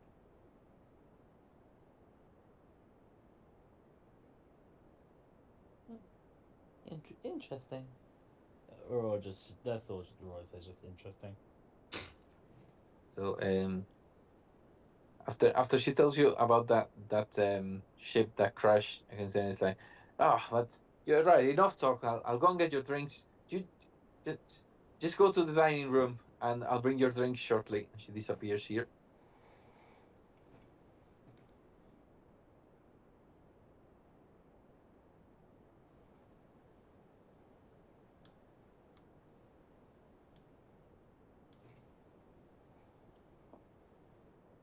Okay, so what would you guys like to do? Oh, go inside, obviously. Okay,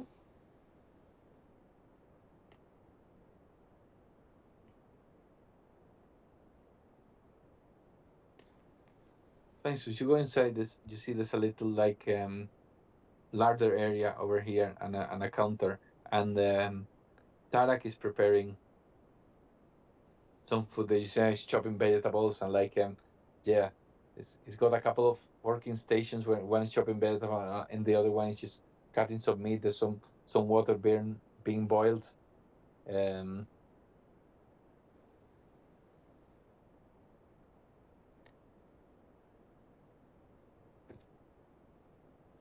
Clementine, Can I have you roll a history check, please? Mhm. 9. Fine, okay, that's fine. So, you notice that Tarak has got a few tattoos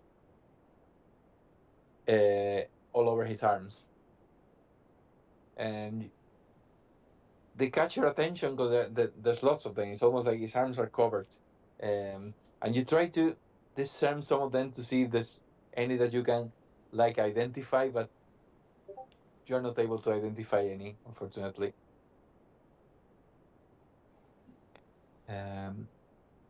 Okay, so like as you're waiting for the food to be cooked, like Renata comes to you, it's like, so so the fact that you dealt with those undead creatures in the beach tell me that you might be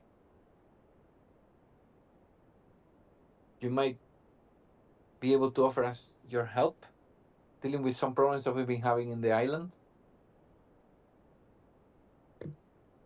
Oh, what kind of problems? Well, um, there's this problem with the shipwrecks. Like, I think I heard Barnov telling you, but um, yeah, there was a ship that crashed there. It was called the Compass Rose. It crashed a few weeks ago, but I'll tell you what, it's not been the only one. There's been a few that somehow just changed course and just crashed against the north, against the rocks to the north of the island. So maybe you could look into that for us.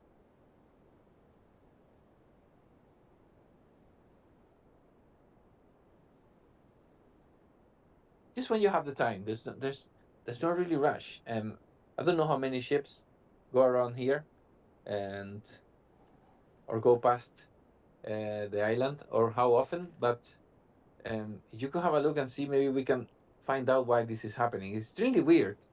It's almost like the ships were attracted to the island for some Of sort of course. like, I don't know, some sort of like magic or something. Of course, we'll have a look at the situation, see what we can find. Oh, that's great. Rest assured, you won't go underwater.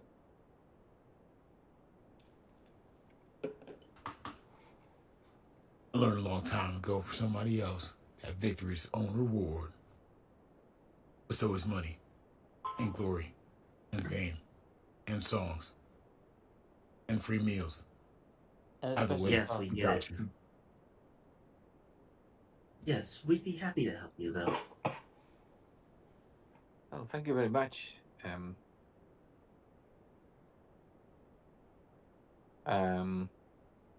yeah, you can walk to the north of the island to explore the shipwrecks.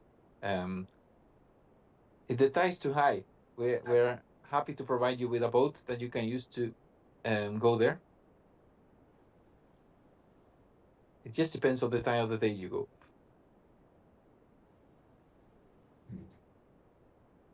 why would that be?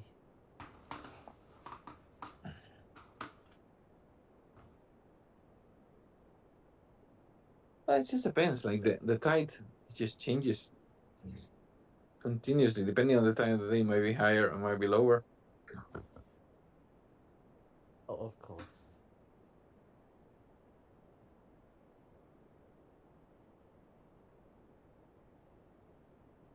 Anyway, I think Tarak is almost ready with his dinner, so let's take a seat.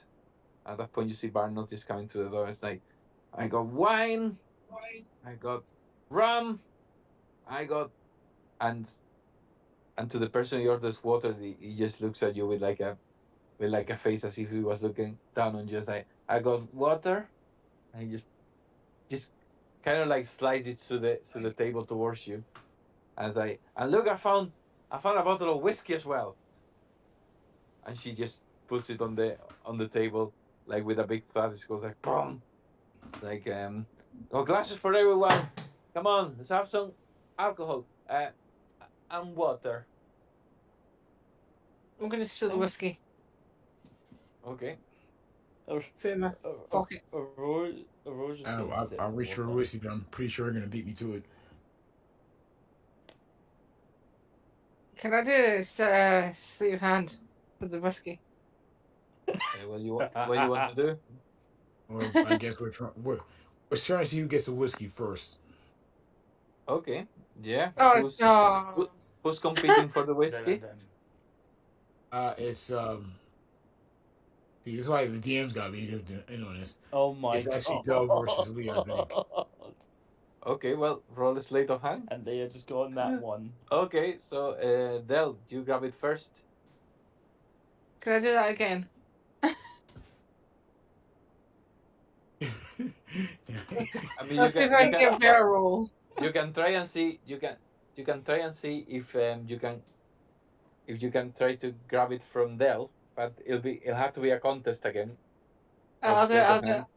I'll roll again. I'll see if I can do better. I can do better. Wait, what is this? You're trying to snatch from me? So what kind of check is this gonna be?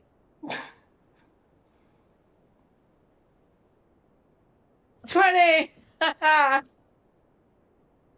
can Okay. do better. So, I do Del, better. do you want to roll as well, Del? Sure. 21. Pretty Oh. high, but it's only 17. Do I get advantage if I lift my hand straight up in the air? Because I'm already like almost 8 feet tall. I climb you. Um, I'm giving up. That's all right. I'm not gonna make it crazy. yeah. So you're kind of like, so Del, you're kind of like when you grab the whiskey the first time, you're kind of like blah, blah, blah, blah, blah, blah, just making fun of Leah, but Leah kind of like jumps and manages to grab the bottle from you. Get drunk tonight. Hey man, it's only customary to share.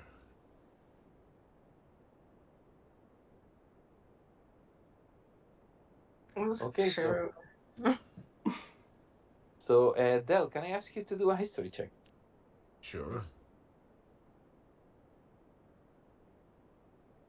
As an 18. Okay. So, I'm sure a bit sulky because they took your whiskey. You look at Tarak is just serving the food just next to you. And you see like Clementine before you. You see that his arms are covered in tattoos. And yeah, you try to make sense of them and you recognize one of them, which looks like a gold hangman's noose, which is working to the design of one of the tattoos. And you recognize the mark as a symbol associated with the Gilded Gallows, which is a thieves' guild that operates in a country far to the southeast called Eltergard. Would I know like like their national anthem?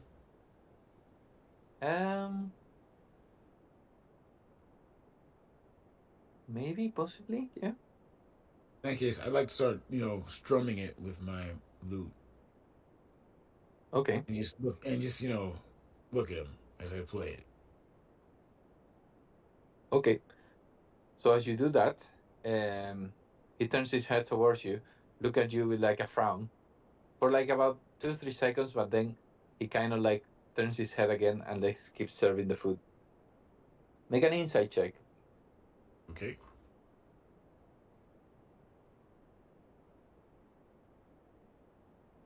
I'm not a very insightful person. I found my eyelids. Okay, so yeah, when you play the music and he turned to look at you, like you realize that he's obviously knows what you were playing, but like yeah, when he turns his head around, like you cannot tell if you rattle him or not. Like he seems to be like he just reacted on the moment when he heard the music, and then he came back. But you cannot really tell if you rattle him or not. Okay. Okay, so they serve you some food, following any dietary requirements, allergies, and stuff. And it's a nice food. Like you can tell it's really good quality. The guy can cook because like the food is exquisite, and the drink is very good as well. And by the time you finish, it's kind of like late evening, and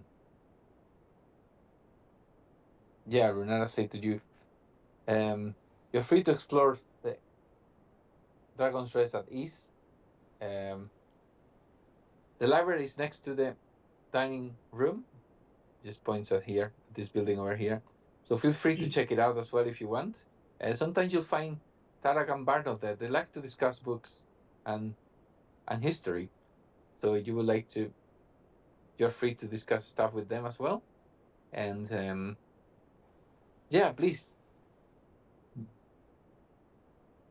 feel Let's see. feel yourselves at home, please. Hmm. Okay. Clementine looks over to Althea and is like, Althea, can I borrow 4 gold, please? What for? Uh, I would like to go play cards with the kobolds. Sure. I hand Clementine 4 gold.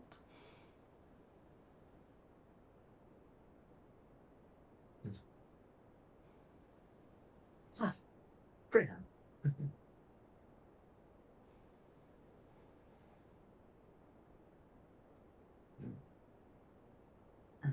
I shall be right back then. Okay. Oh. She excuses herself and she's just like going, oh, do thank you for the food as well, too.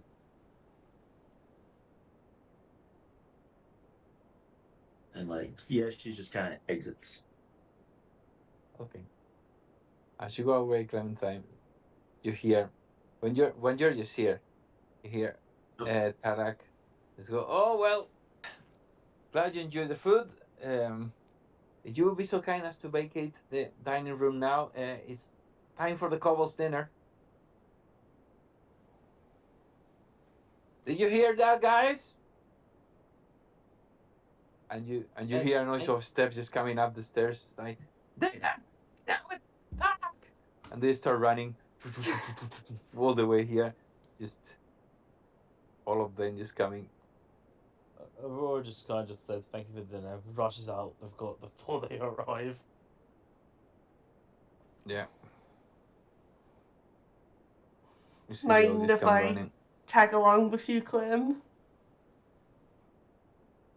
Yes, I wouldn't mind. But it seems they'll be coming this way regardless.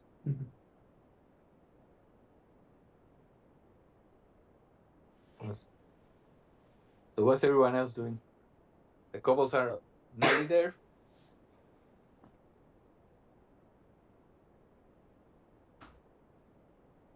I'm gonna continue to eat, while watching the people, of course, our servers carefully, probably for any poison, and play music. Why? Okay. Because part of life. Deal with it. I was about to say, it's like about to say, Aurora heads like to this like massive rock in the just over to the water because she flies. She flies. Awesome. And she Okay. and So she you just see. sits on it and starts playing the flute. Like just practicing playing the flute. Okay. So the couples are elbowing their way around into the dining room, and yeah, Leah and Del, you kind of get stuck at the back, and you see how some of the couples sit at the table, grab the cutlery, and start. Wait, what food? You sit in the floor with the just hitting the table with the cutlery. We want food. We want food. We want food. I would like to slam the table with my hand and say, bring order to these knuckleheads. So I'm gonna simmer down, simmer.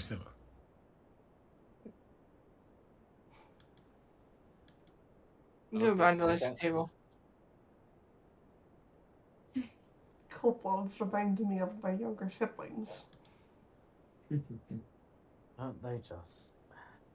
Or is it the other way around? Okay, so yeah, one of the kobolds here, which is I believe it's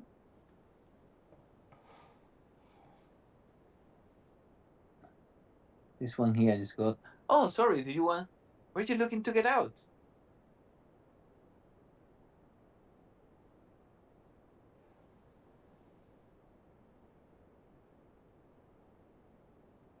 Because I see you're a bit cornered there. She goes.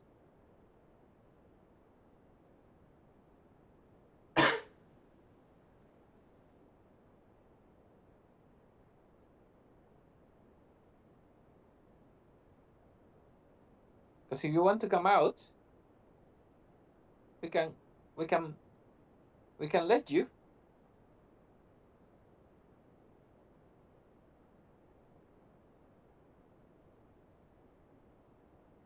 Can you guys hear me? Oh, yeah. Yep. I thought I had gone out. Like You came in a little choppy for me, but I hear you now. I heard him loud and clear. Okay. Yeah, good on mine. So yeah, I think we're not being introduced. She says, "My name is Aga." Hi. So yeah, did you want to come out of the dining room? Yeah, sure. We'll leave. Okay, well Which way are we going? well, I hope you are good at balance because you're gonna have to walk to the table. Don't worry, we'll clean it later before food is served. I can just climb onto the table and jump off it. Okay. I'll take my shoes off if you want, but I might kill you all with my smelly feet. That's fine. Ugh. Make an acrobatics check for me.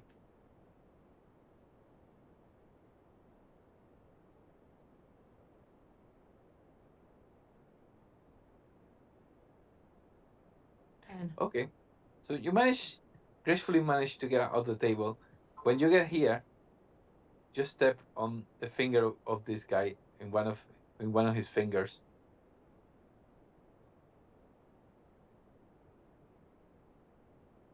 And he goes, "Ow!" He's the grumpy one, you know. That's nice. Stepping on my finger there. Well, at least it wasn't your face. Okay, I'm just gonna step in and be like, all right, that's enough of that. Let's keep moving our way, and you guys enjoy the rest of your meal. Come here, and then kind of pull her aside to get her out of the room before we start a fight. Okay. Wait a minute. What's the guy's name again? The It's grumpy called one. Sark. I'm gonna say to the guy, look, can the attitude, or I'm gonna kick you in the face.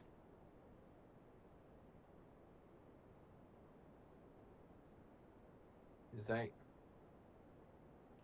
okay, I'll get out of the way. And he just moves.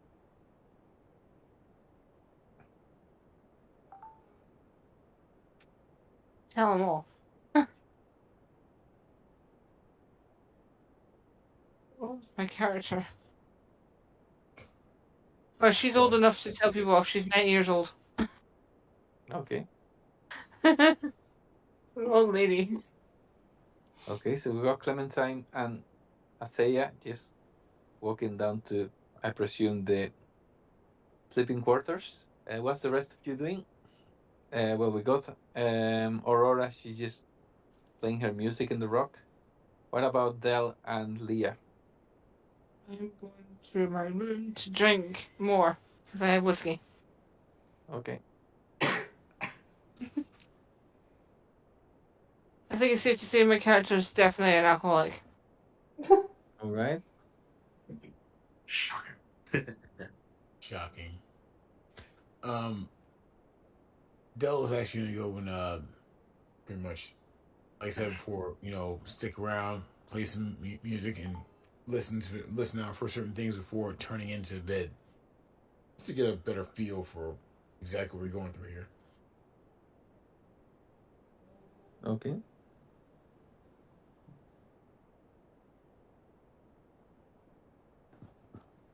Okay. So Dell, you're staying there. Yes, for a little bit. Okay. So yeah, it's quite chaotic there. Like the couples that just talk over each other, like sometimes even screaming at each other, like from one side to the table to the other. Um, you see how the humans, Runara, Barnoth, and Tarak, just look at them and start laughing. And at some point, Tarak just joins the conversation with Runara, with not with Runara, with Barnoth. And from there, you can see that both of them are discussing like history and like history. Barnoth discusses history, and like Tarak starts talking about like about plants, about mushrooms, and he you hear the conversation that he's not being able to um, get any more mushrooms from the caves underwater because something strange happened. The Myconids staying there, or the Myconids stay there. So all of a sudden they stop trading with him, um, and he's not being able to get there.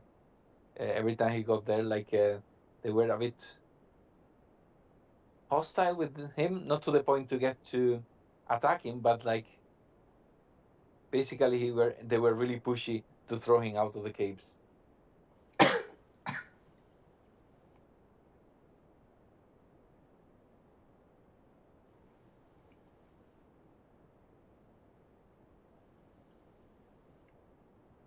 And that's basically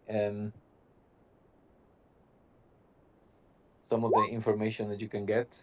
Um, Apart from that, the conversation they're having, like, sometimes you recognize the couples are speaking in common. Some other times they switch to a language that. What languages do you speak, Del? I speak these three. Of course, the common language, giant. Okay, But I do so not speak Draconic.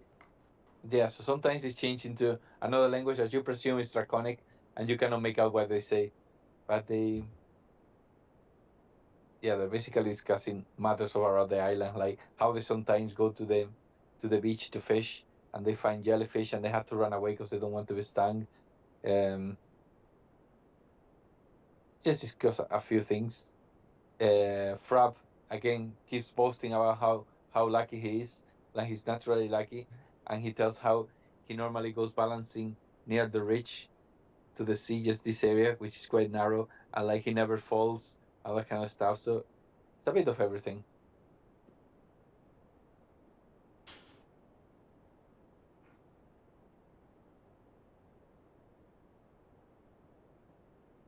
Okay, so what's the rest of you doing? I know Leah is drinking in the room.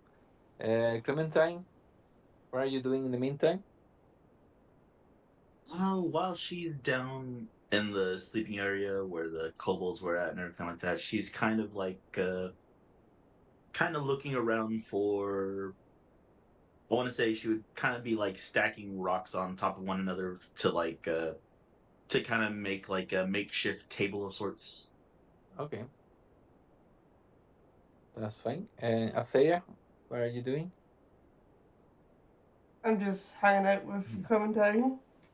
Okay, and Aurora is still playing music, I presume. She will be playing music for a lot until it's time to sleep. She's in mind you, it's only one piece of music, and she's just trying to. She's been trying. A piece she's been trying to perfect for years. So Yeah. No, it's okay.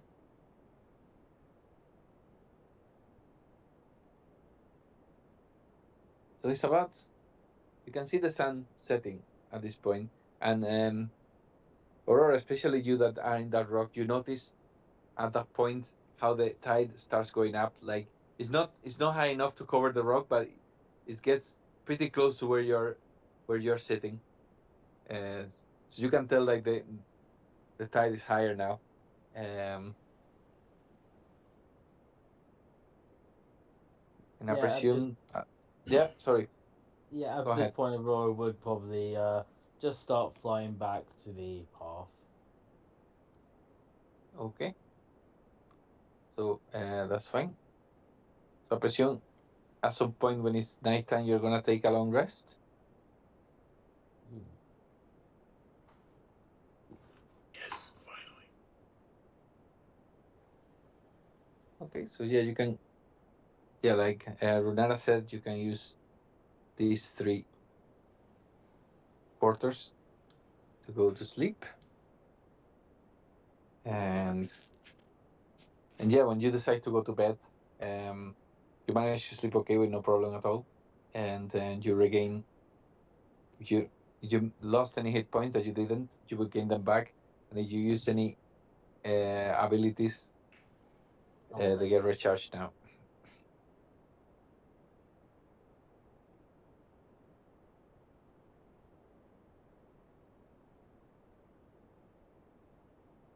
Okay, so you wake up the next day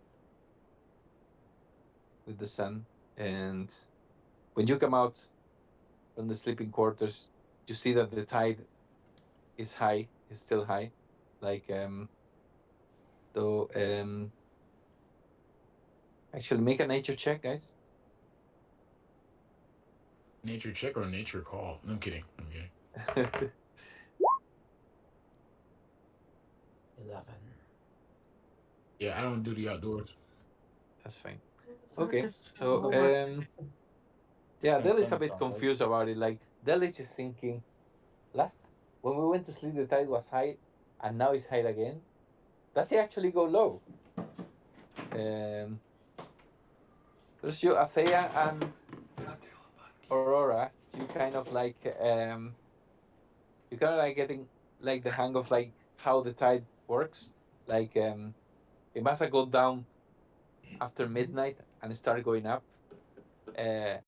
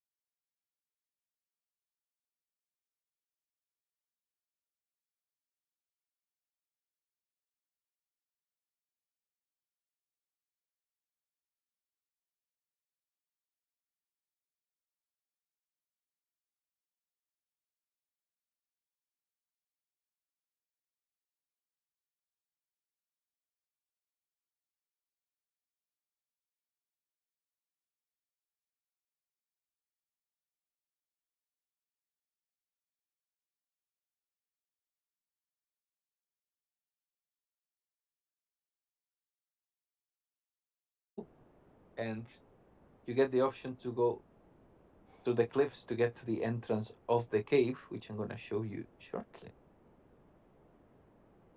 I just have one thing to ask. Wouldn't Aurora find the cave faster since she can fly? But Well, the issue is you maybe. guys kept turning around when we were just going in the right direction. So, guys, I'm going to put you on the cliff here. So you can see from there, you can see a bit more of the island. So going down the cliff.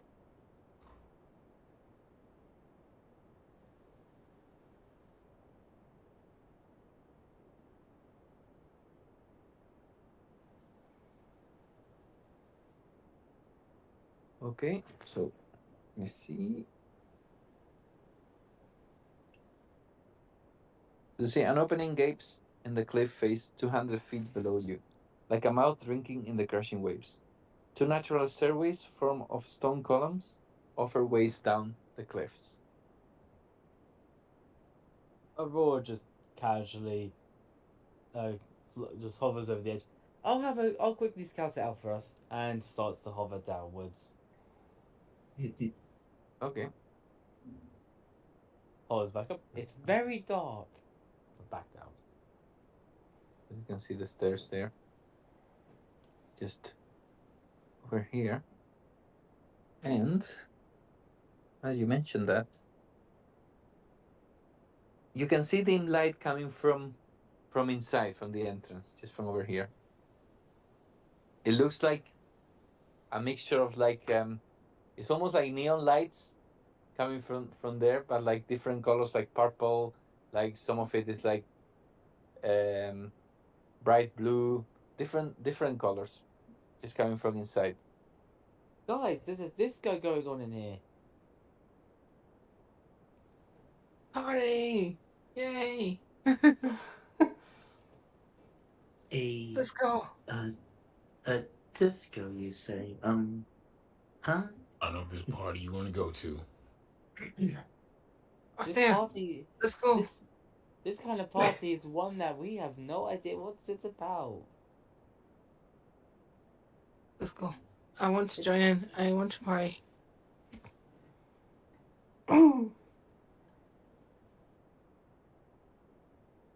No hesitation. steal We some- enter. Probably steal some food and booze while we're at it.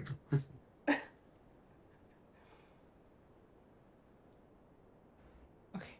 Giddy up. I say yeah. If you say giddy up to me one more time, I am putting you down. You can't leave me. You can't leave me. I'll die here. Is that really a bad? Aurora just like accidentally says that. Is that a bad thing? Oh, burn your wings off. Honey, you could try. No, How did I no. get to these fucking people? You're lucky I can't turn into an animal yet, because I will turn into an eagle and eat you. If you're small enough. No, I'm no about need to to be say it. hostile to each other. She started. And please, I will end it. Now then, shall we continue along? It's so weird. My character's 90 and she's still getting told off. It's still Okay, at guys, 6 so sharp. what would you like to do then? Join the party. Explore the disco. Join in, get drunk, be merry and bright.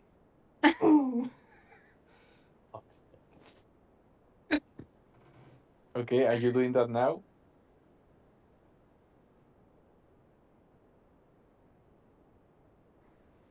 Yes. There's club music playing for some reason. Oh my god, there's still drugs here.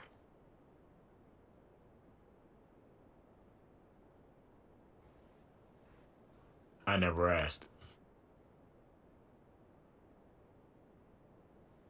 I don't take drugs. Through the cave? To the cave? And have fun. Teleportation jutsu?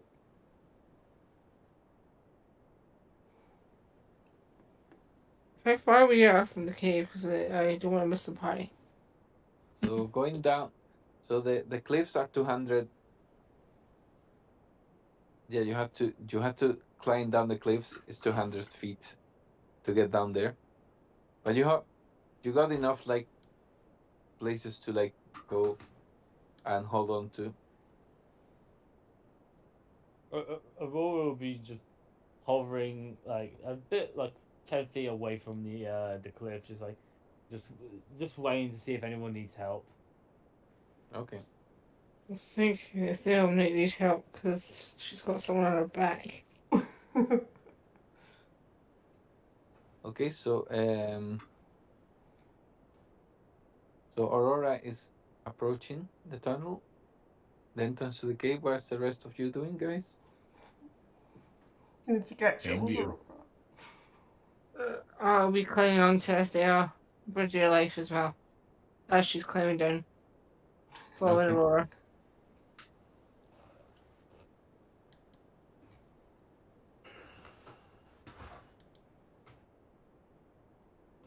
Me.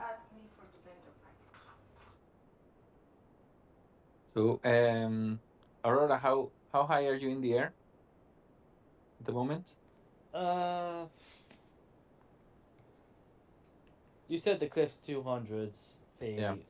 I'm assuming the cave is probably 20 feet away. So she's about 30 feet off the water. Okay, that's fine. Okay, so Just waiting for everyone else. yeah.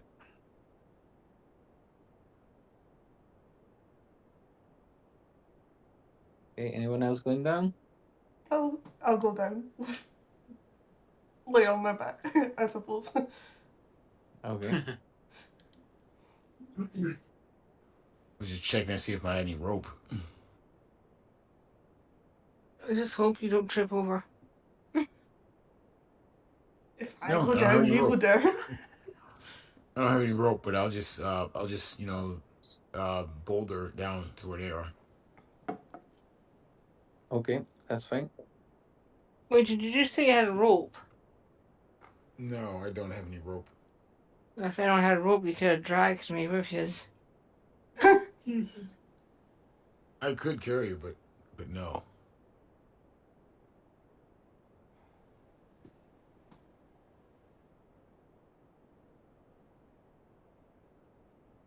Okay, so like I say, the surface of the cliff is like rough enough that you can actually find enough like places to use your hand and feet to go down without much trouble.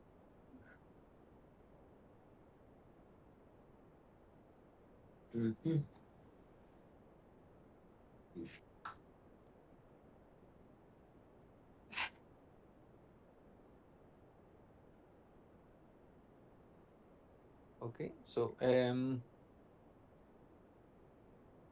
when you get closer to the entrance, you can see multicolored fungus cover the walls of the tunnel.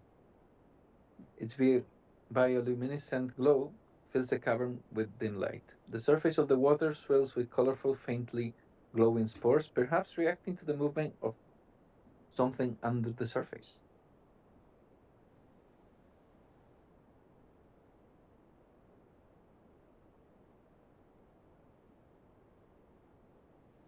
Anyone want to take a closer look? Actually, Well, I'm gonna cast dancing lights and have these little fluttering, light bulbs go down to the water to see what it is. And Aurora is actually going to use Druidcraft to make like a vibration on the surface of the water. Okay.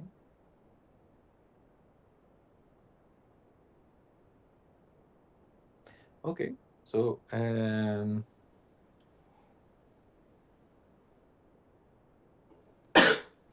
okay, so that's in light.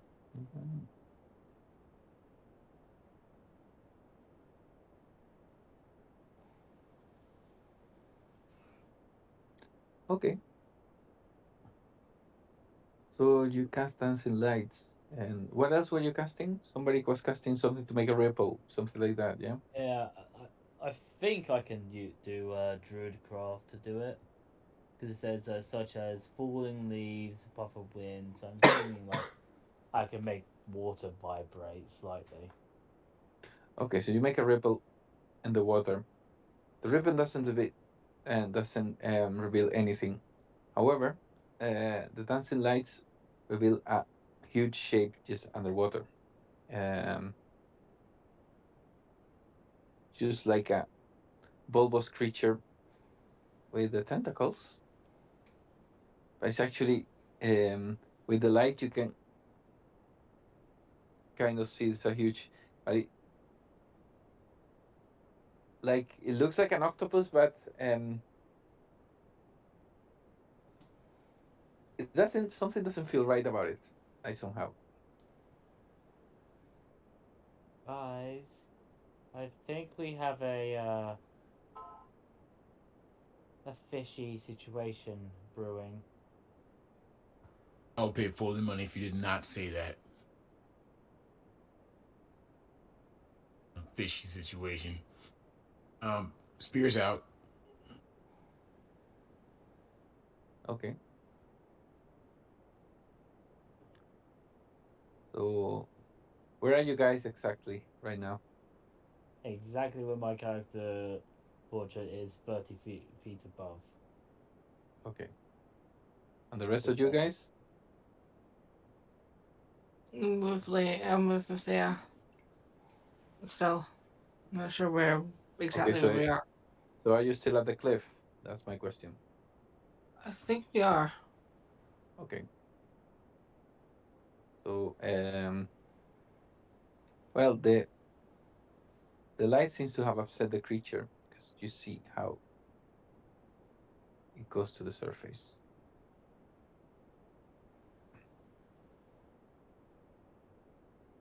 And starts wriggling its tentacles. Um, Aurora, you're a bit closer than the rest, so you can see that it's the shape of an octopus, but like the creature's skin, rubbery skin, seems to be covered with spores. Uh, nice, nice, fishy. These guys just like slowly backing away and flying a little higher. Okay. What's the rest of you doing? Not clear.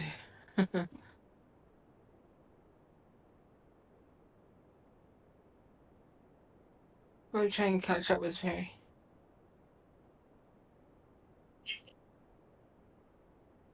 Okay. Anyone else doing anything?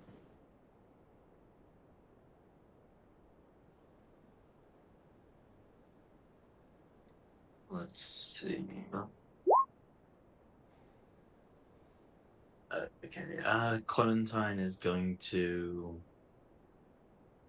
uh during the whole time as like we would have had all of our stuff ready and all like that. She's like equipping her she's equipping her shield and a mace, Okay.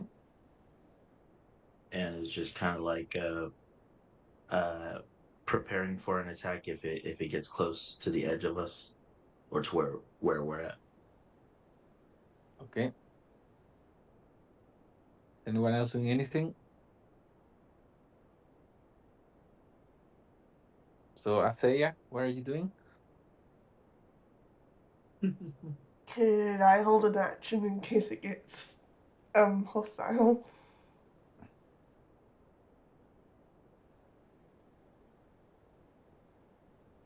Oh, what would you do if it gets hostile? Can I hold a spell? Technically, we're not in combat, so you cannot ready an action in combat, but you can certainly prepare a spell.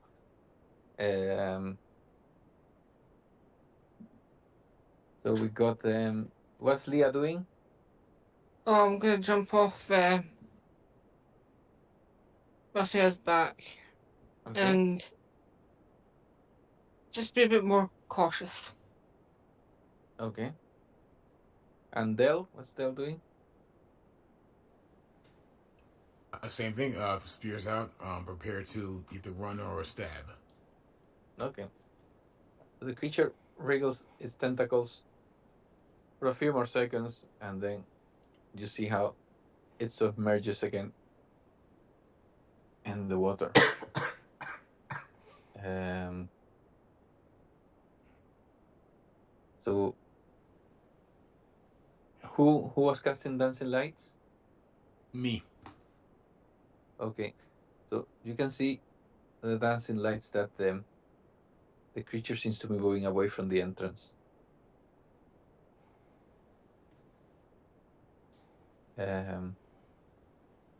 It seems to be around here. Uh,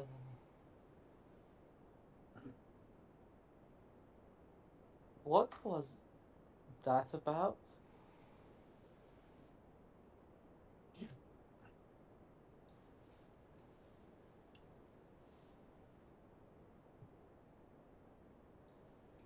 That's something we should ask one of the locals about. And I said, yes, we do that before we end up something's meal. That's just me. Maybe you're more tastier than us. Right. I am a snack. That may be true, but I'm pretty sure that thing would just eat you and not care about your taste. So I suggest we See, it's now what you know. What you know. I'm gonna go find somebody who's an expert and come back and deal with this. Aurora's just gonna quickly scout out the cave because there won't be any disturbance of water. Okay. Just, just give me At a the second moment, to have a look that's fine. inside. Okay.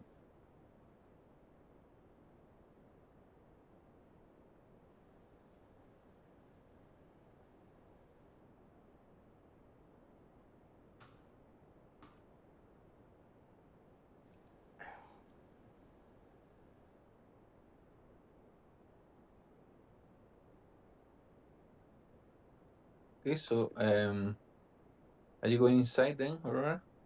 Uh, not fully inside, just like slightly near the entrance. Just have a look what's inside. Okay. Not So suicidal. yeah, from there you cannot see much more than what you can see at the moment. You need to move forward if you want to see more.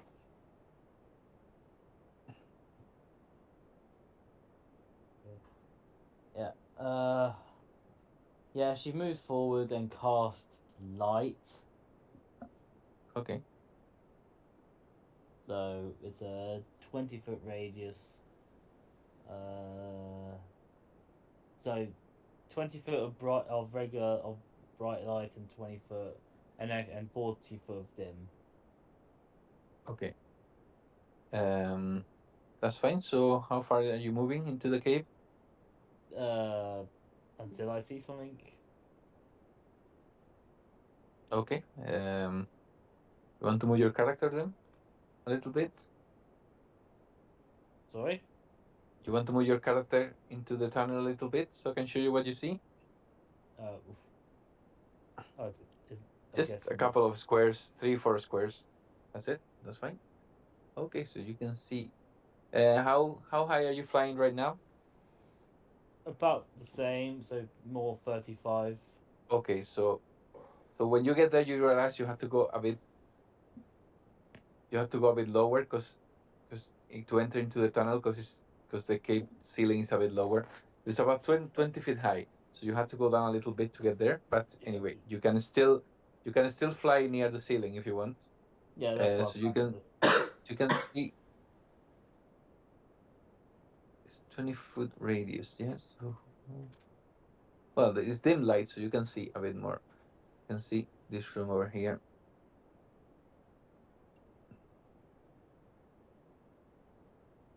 So I'm gonna read to you what you can see from there.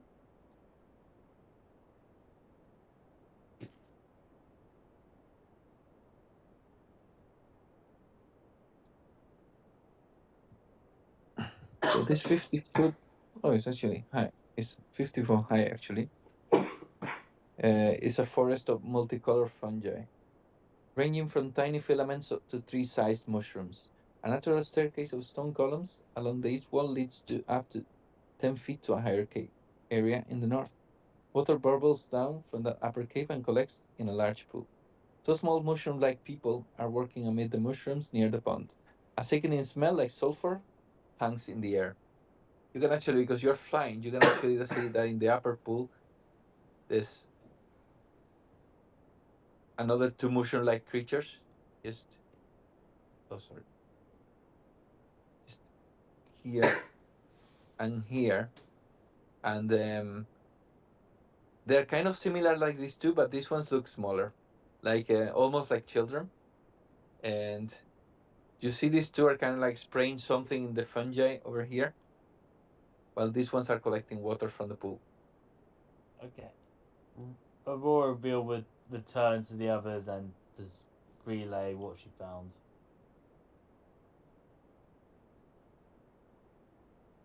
So there's a cave. The cave contains loads of fungi of different sizes, and oh yes, fungi people, some fungi creatures.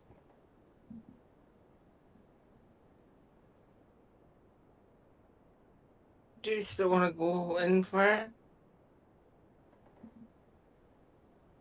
I mean, I think we could handle it, but should we get more information about the cave?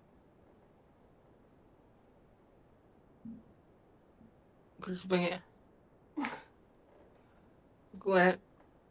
And if they turn out to be hostile, we can just run away. She also mentioned. Oh yes, not to forget, it smelt like sulfur in there, so fire might not be a good idea. Yes, we'll see Noted. Noted. Okay, that should be fine. Okay, guys. So before we keep going, it's almost 10:30, and Dell has left us already because he had to work. So I think it's a good time to stop here. Yeah, sure. Yeah. Yeah. Okay. So probably play in 2 weeks' time again. So we continue the story, but I'll let you know just to confirm when the next session is going to be. Okay. Yeah. Okay. Okay, guys. Well, thanks very much for today. Yeah, I had fun. I hope fun. you guys have fun. Yeah, that's what I hope. Like that's when I know my job is done. And yeah, any questions or anything you want to know, just put a message in the chat, and I'll be happy to answer it. Okay. Yep. Okay.